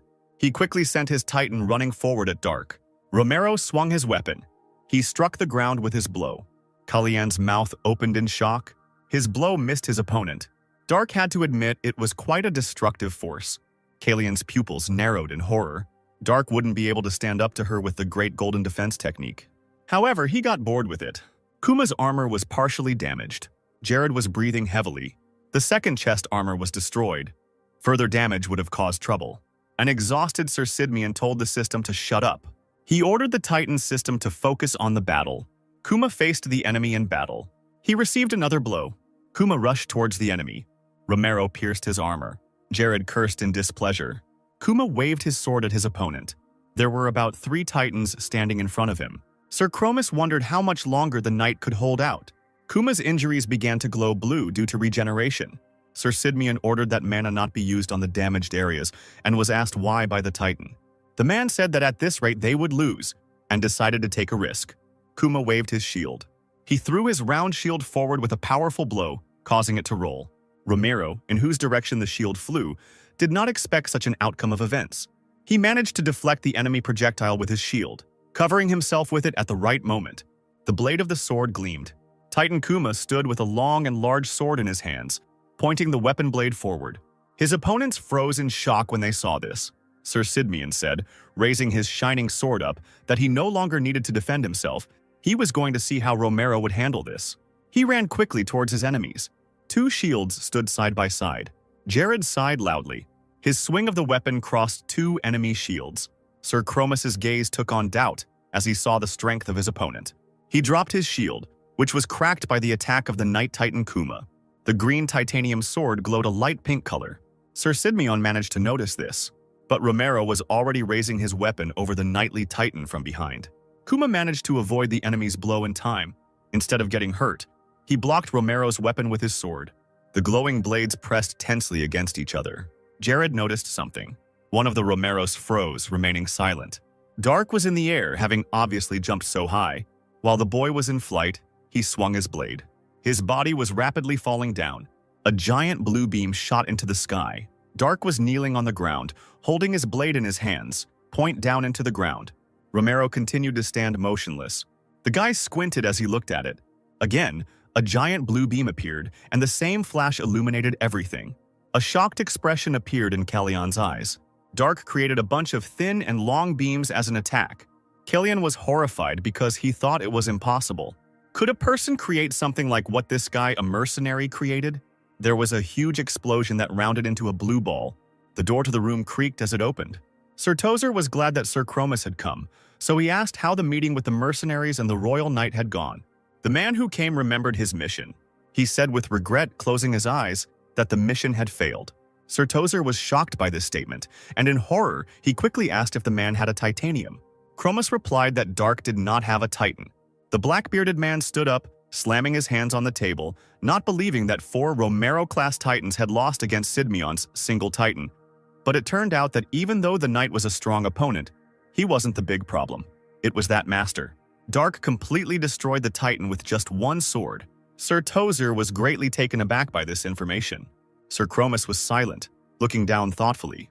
Romero's head was directed forward. A huge, blinding flash took the shape of a ball. The Titan tried to cover himself with his hands. Romero Caliana cracked and opened, revealing a man sitting inside. Mana continued to swirl around Dark in circles. Sir Chromus's face showed horror. He clearly did not expect something like this to happen. The man remembered Dark's gaze as emotionless and cold. Sir Chromus said that the black-bearded man could verify his words. Their Titan was completely destroyed, and Kalian, who piloted it, was out of action for 5 months. The man had certainly heard that people at the master level were strong, but that mercenary was not just strong. The level he had reached was impossible for a human, which terrified Sir Chromus. Sir Tozier touched his chin, considering his interlocutor's words. He asked how many Titans it would take to kill this man. At first, Sir Chromus assumed that 5 Romeros would be enough, but then he interrupted himself, calculating that at least 10 Romero-level Titans would be needed. Sir Tozier said that this meant that they must be willing to sacrifice 9 of their Titans, and yet they would not be able to defeat this man, even though he was alone. They had to find another way, and Sir Chromus was free for the day. Media shook the unconscious girl and said that it was all over. Palshan shouted to Dark in the distance whether he was okay after the fight. The guy covered the gigantic distance in one quick jump, approaching the leader of their mercenary squad. The man thought that everything was happening to Dark just as he thought. Palshan looked at the giant hole in the ground the boy had left behind after the battle and thought that he was an amazing, scary, and wonderful man. The man turned to Dark, who was already standing next to him. The guy wondered what his interlocutor wanted and became slightly nervous, looking away. Jared Sidmion said, placing his hand on his chest, that he was a proud knight of Tron of Trovia. He knelt down, saying that it was an honor to greet a respected master-class knight, not a blade master. Mikhail and the mercenary leader stared open-mouthed in shock at the kneeling knight, while Dark looked at him with confusion. The guy turned to Gaston and asked what master meant, which stunned him. The magician remembered that Dark didn't even know who the adepts were, so it was not surprising that he didn't understand anything, and asked a question. The magician thought that their leader should answer. But the man had a different opinion, because there was someone more suitable for telling the story on the required topic. Under this man, Palshan had a knight who was right here. Jared asked if it was true what he had heard about Dark, that he had been a hunter on Mount Trebark. Sidmion said that if it is difficult for a guy to answer, then it is normal, because it does not matter whether it is true or not. Dark scratched his head in confusion and asked why the knight was asking him then. Sir Sidmion asked if the boy belonged to any country, then asked if he could rephrase whether the boy had sworn allegiance to anyone. He replied that he had not. A hint of a smile flickered across the man's lips. He asked if Dark could then join his homeland, Trovia, inviting his interlocutor as the captain of the Royal Knights. Palshan and Mikhail were shocked by this statement. There were only 4 Royal Knights in Trovia, but their captain's seat was vacant. Jared could promise the boy that he would be treated as one of the country's greatest assets. Dark asked if it was because he was a master. The knight confirmed this by nodding to his interlocutor. Those who can infuse mana into a sword are at the adept level, but only masters can create a wave of mana with a sword. And in the entire Great Continent, there are only 12 people who can do something like that. Dark asked the man again about the number of people capable of such a thing. The knight confirmed this and said that wherever the boy went, he would be offered a high position in the army, and after proving his loyalty, he would receive the title of chief in the corresponding area. But Dark would not have to prove his loyalty in Trovia, because Jared would do everything he could to convince His Majesty. The boy said that title and fame did not bother him. But Sir Sidmion said that there were 12 more people as strong as Dark himself. At least that's how many people the knight knew about. If Dark had accepted the man's offer, whether he could cross his blades with them was what worried the boy. Sir Sidmion was uneasy about this question. He said that he couldn't guarantee this to Dark, and he wondered in his head if all masters were so self-confident. Moreover, a battle between masters meant a war between countries, and a small country like Trovia could only fight at the adept level, which made the guy wonder if the master but adept that everyone praised turned out to be a weakling, how strong all these masters really were. But now, it was more important for Dark to find information about teleportation magic, and entertainment like the masters could wait. A chuckle was heard in the room of the high tower. Sir Tozier was pondering the information about Dark. This guy managed to survive a direct hit from the Flame of Apocalypse, and was even able to destroy a Titan with one ball. His student asked if he could speak. The man told him to speak. The Grey Magician said that it was hard to believe, but after he met that master a second time, he showed similar behavior. His teacher asked what this could mean. Dark ran straight towards their magic, This shows his competitive nature. Perhaps he is very confident in his abilities. Obviously, the guy is strong enough to think so. But it becomes clear that he has absolutely no understanding of magic. The black-bearded man asked what of it. There wasn't much magic that could. He stopped speaking, his eyes widening with a sudden thought. The gray-haired wizard said, bowing his head, that it was possible. Sir Tozer realized that even if they couldn't kill Dark, they could make him disappear. The city of Zillion had many green and yellow warm shades. Mikhail said that was all they could do. The mercenaries never found a single trace, so their leader thought that further searches were pointless. Jared exhaled as he sat on the floor. If he returned now, the knight would only face the wrath of Corinth, whether he should consult the oracle for guidance. Lana agreed with him, her eyes sparkled. She said that if a man wants to go to the oracle of the Temple of Athena, the goddess of wisdom is the best. Since the girl is from the Great Drow Temple, which houses the main temple of Athena, they won't even have to wait. The faces of the mercenaries present darkened, and Lana asked why. Dark stood up from his seat. The girl immediately noticed this and indignantly and loudly asked where he went when she was talking about important things. The guy wasn't sure he needed to listen to all this. Lana thought that, of course, he should listen to it, because Dark himself wasn't much use when it came to gathering information. Maybe he was embarrassed to listen to it, but nothing could be done about it.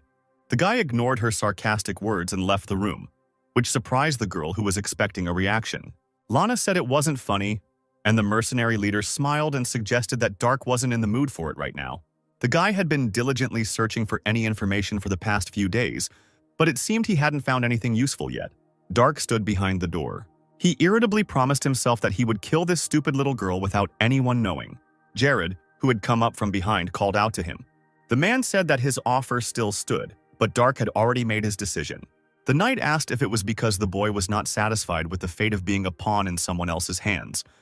But with his skills, such arrogance was not surprising.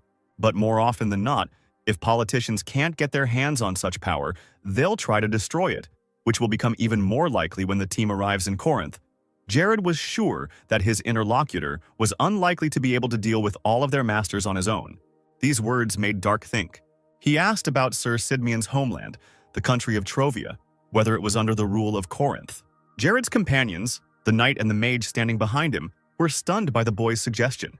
Sir Sidmian, greatly embarrassed by this, quickly closed the door behind him and confirmed the words of his interlocutor, saying that although Trovia and Corinth pretended to be allies, the truth could not be denied. On the other hand, thanks to this, they can protect Dark. Even though it is all in words, politicians cannot ask to give them an allied knight at their disposal. The guy was silent, listening to this.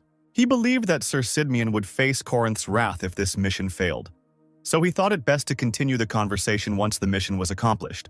Jared understood this, and at that moment, Lana stuck her head out of the doorway, wanting to urgently find out what they were talking about.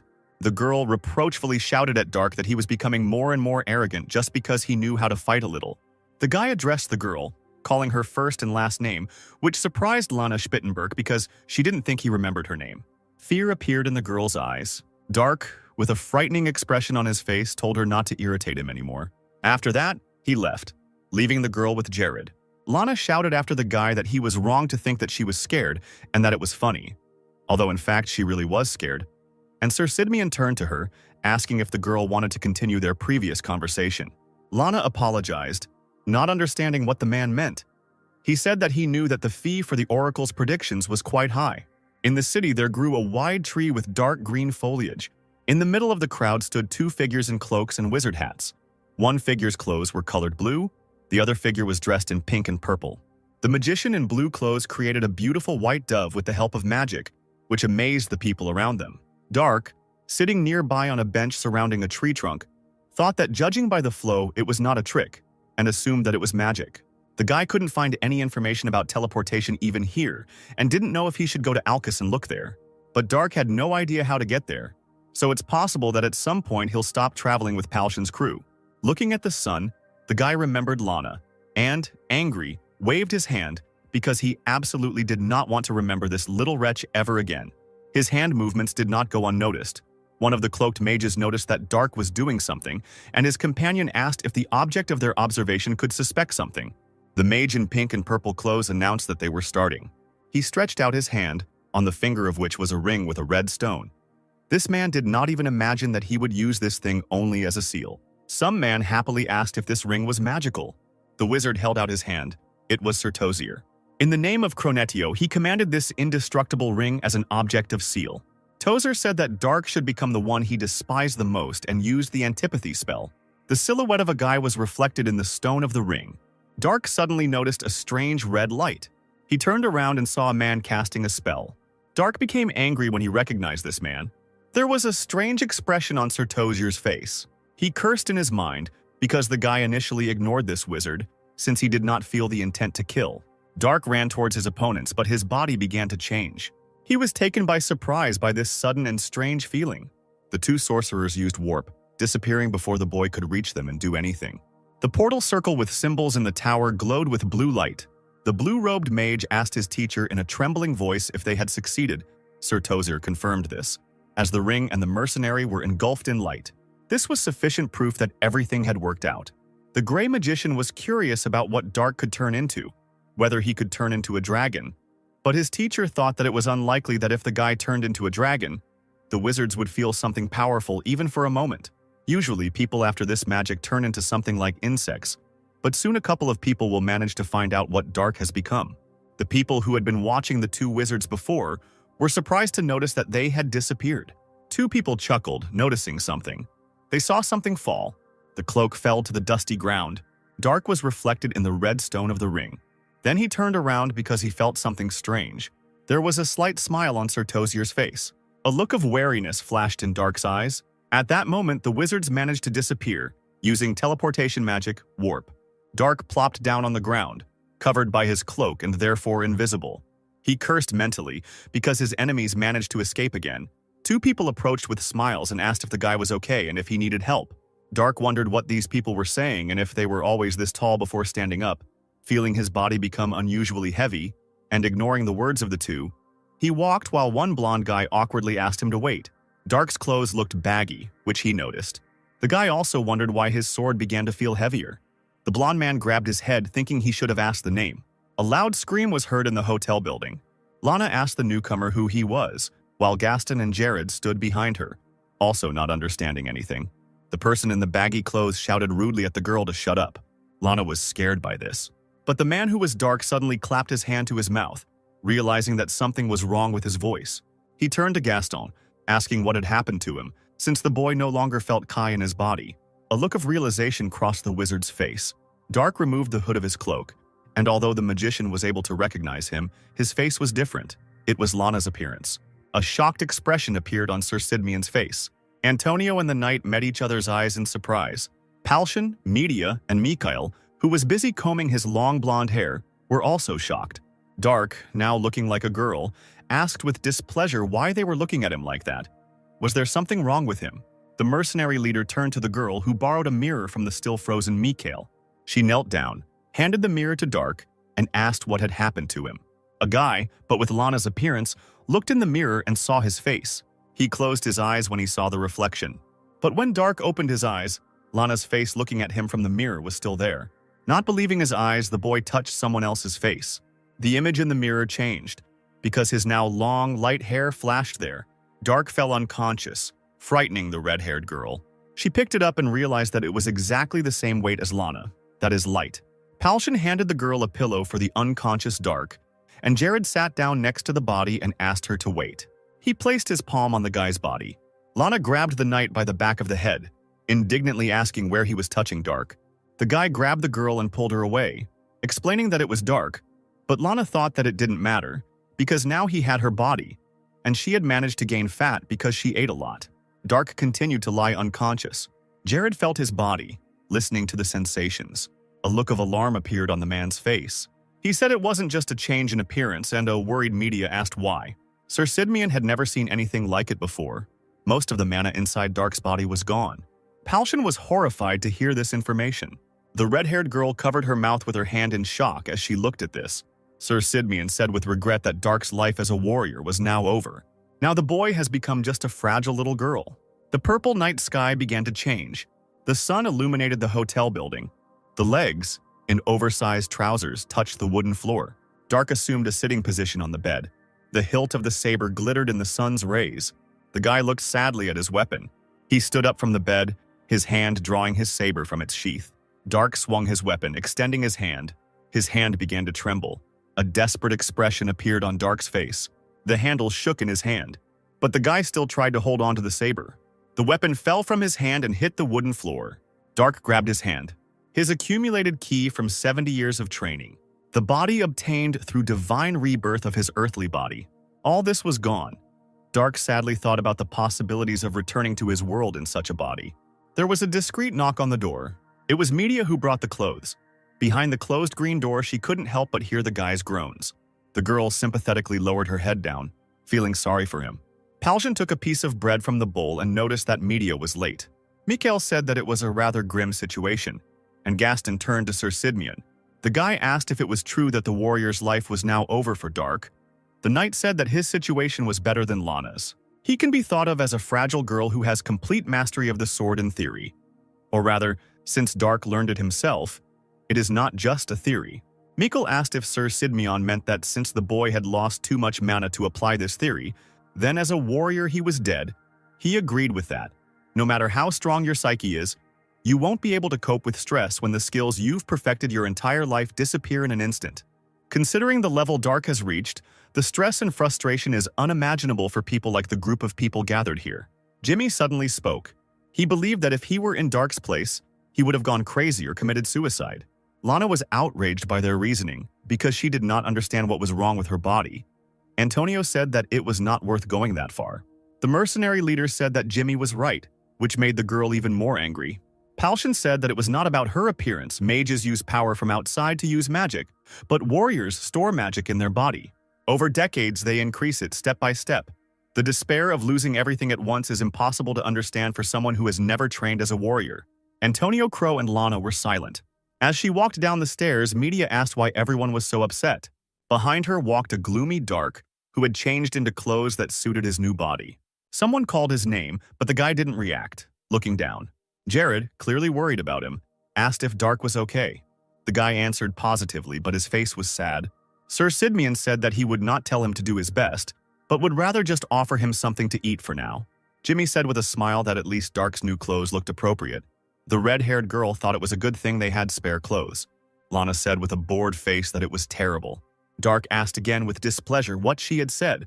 The girl was irritated by this situation. What kind of curse was it that could turn him into her? Dark's gaze became angrier than it had been just a second ago. Lana asked what she should now call a girl who looked like her, since it was no longer possible to call a guy an old man. The table shook when Dark stepped on it. He jumped, swinging his saber at Lana, who didn't have time to react. The girl screamed in fear, covering herself with her hands and closing her eyes. She froze, but no blow came. So Lana opened her eyes to see what was happening. Media managed to stop the guy's blade with her sword, covering the girl with her body. An irritated Dark ordered her to get out of his way. The red-haired girl asked if he was crazy to attack a child with a gun.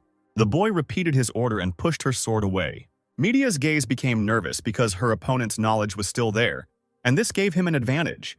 A series of saber strikes and active attacks followed. Dark swung his weapon, and the girl realized that he had not forgotten how to use a sword. With skills alone, he was levels above her. The blade of the sword trembled and twitched. And yet, thought Media, continuing the fight, her hands gripped the hilt of the weapon tightly. The girl hit Dark's saber with her blade. His arms dropped due to the force of the blow he received. They were now weaker than when he was in his own body with enough Kai.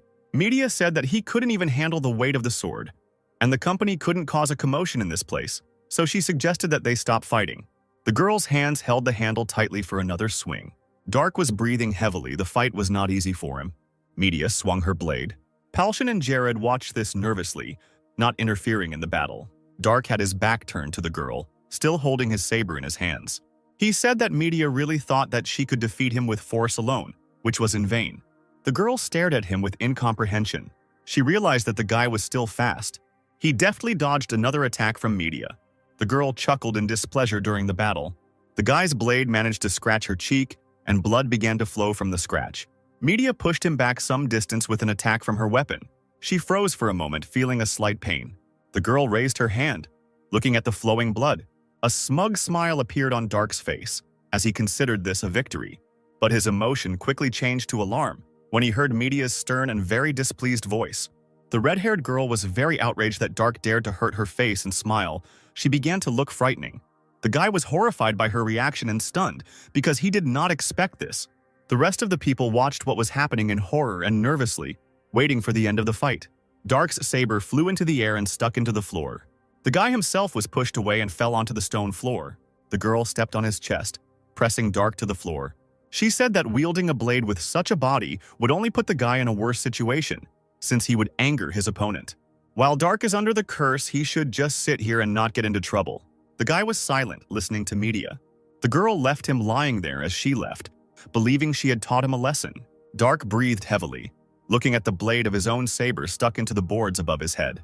Beads of sweat ran down his gloomy face. He was clearly tense.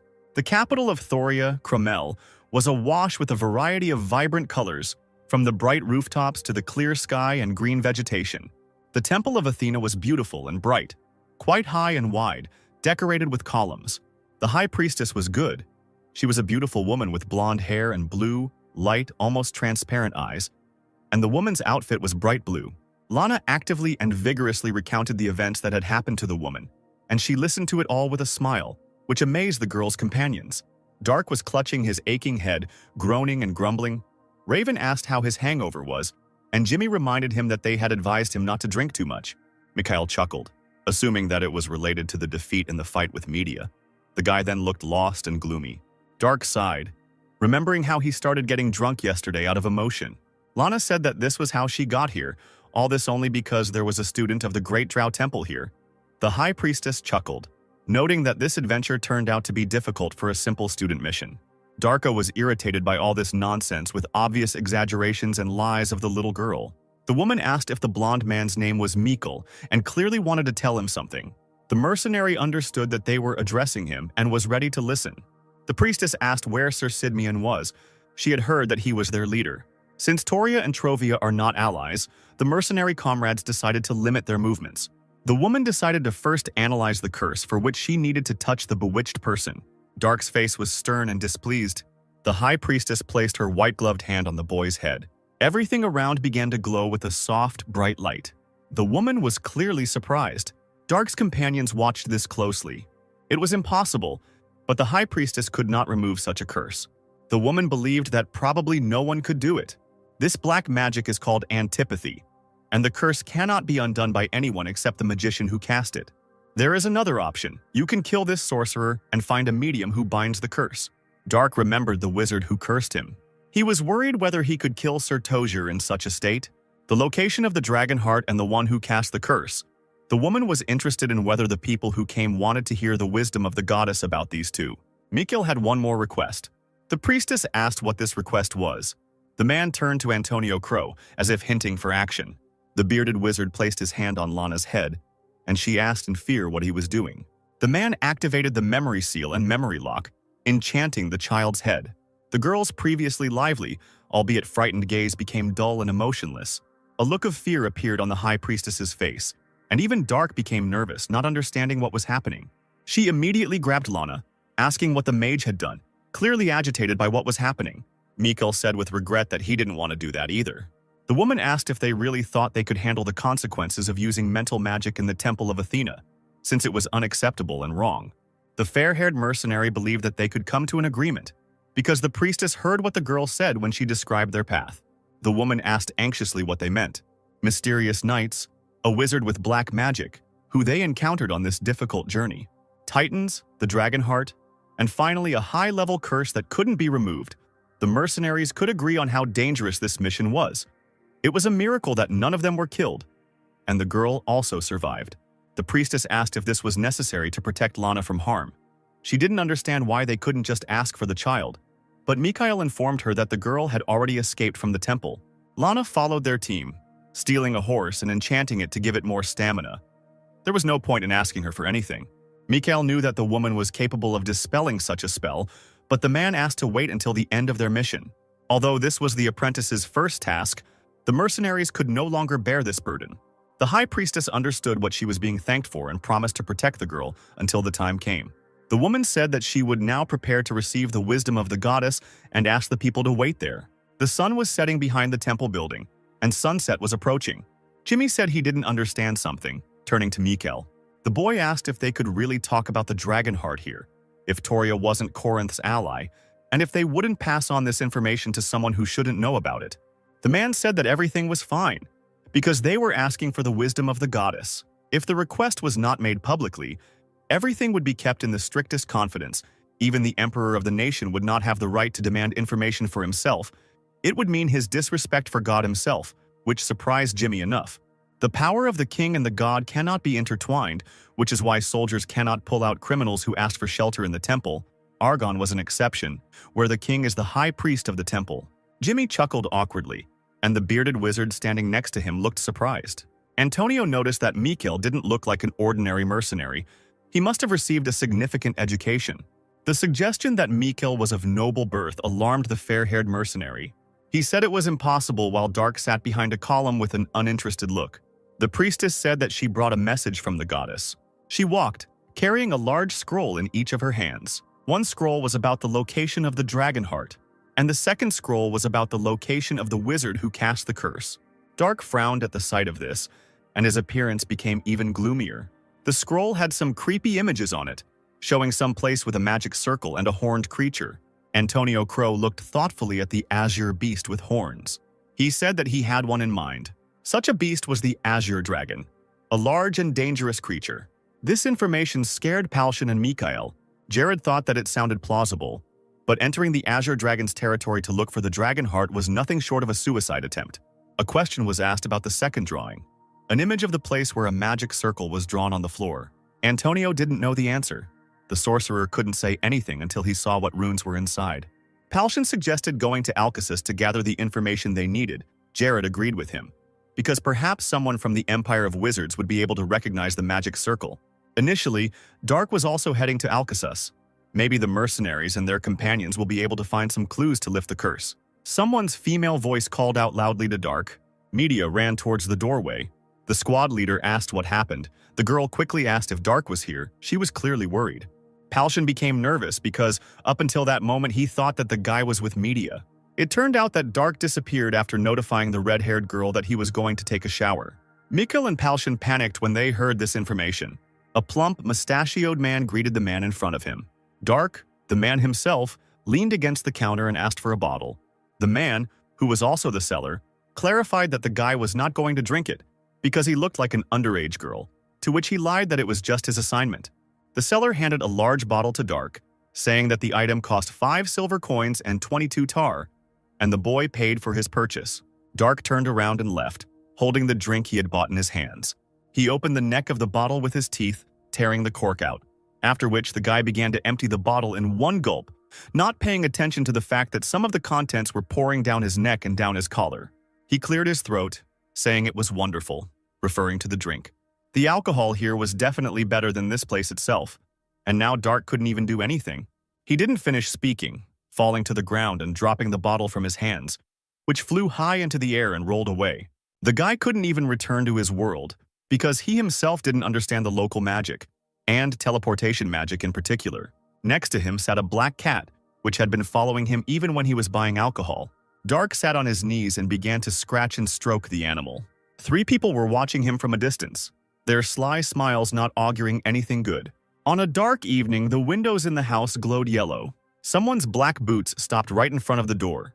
The broken door and the subsequent noise interrupted the people's time spent in the house. Mikhail, Raven, and Jimmy stood on the threshold, their faces clearly not in the mood for a friendly and peaceful conversation. The men in the house asked who the people who had come were. The eyes of the 3 mercenaries shone with seriousness in the darkness. The man behind whom the bed stood repeated his question. Dark was lying in the bed, sleeping, undressed, but covered with a blanket. The man swung his fist at Mikhail, insulting him with a strong word. His hand shot towards the mercenary's face. A slight look of fear appeared on the man's face. His fist touched Mikhail's forehead, but he didn't move. The mercenary grabbed the man by the arm. Mikhail used force, yanking the man's arm down. He dropped his stunned opponent to the floor before the other men could even figure out what was happening. Mikhail called Jimmy and Raven. Alarm flashed in the men's eyes. Mikhail asked the boys to make sure their opponents stayed alive. While Jimmy and Raven were dealing with the villains, as evidenced by the noise and screams in the background, the blonde man took care of Dark, wrapping him in a cloak. Mikhail lifted the boy's body into his arms. The fair-haired man was already leaving the house with Dark in his arms when Media ran up to him screaming. The red-haired girl asked anxiously if the mercenary had found the guy. But the sight of an unconscious Dark in the guise of a girl in a man's arms said it all perfectly for him. Media's face became stern. The beaten men, their faces swollen and bruised, begged for mercy.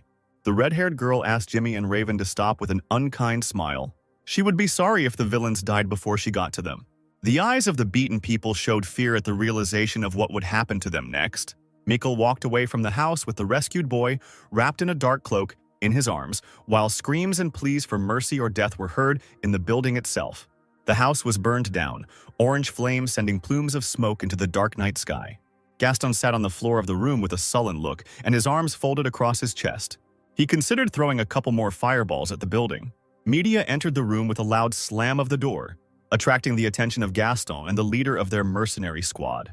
The look in her green eyes was serious. Everyone in the room stared at her, waiting for Media to speak. The girl said that fortunately nothing happened. Dark just fell asleep because of the alcohol. The whole company breathed a sigh of relief.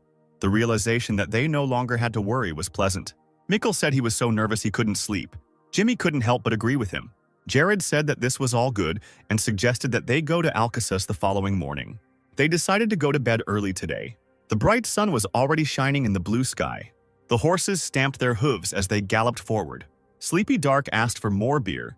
Opening his eyes, he found himself tied to a horse in a lying position, which surprised him, and Gaston, riding next to him, asked how long the guy was going to continue drinking in the mornings and advised him to get some sleep. Dark asked where they were going. Their team was going to Alcaçuz. They needed to see if they could gather any information there, and now the guy wouldn't be identified. So Gaston claimed that the mercenaries would call Dark their slave, so he needed to behave quietly when their procession entered the city. The guy tied to the horse asked what the point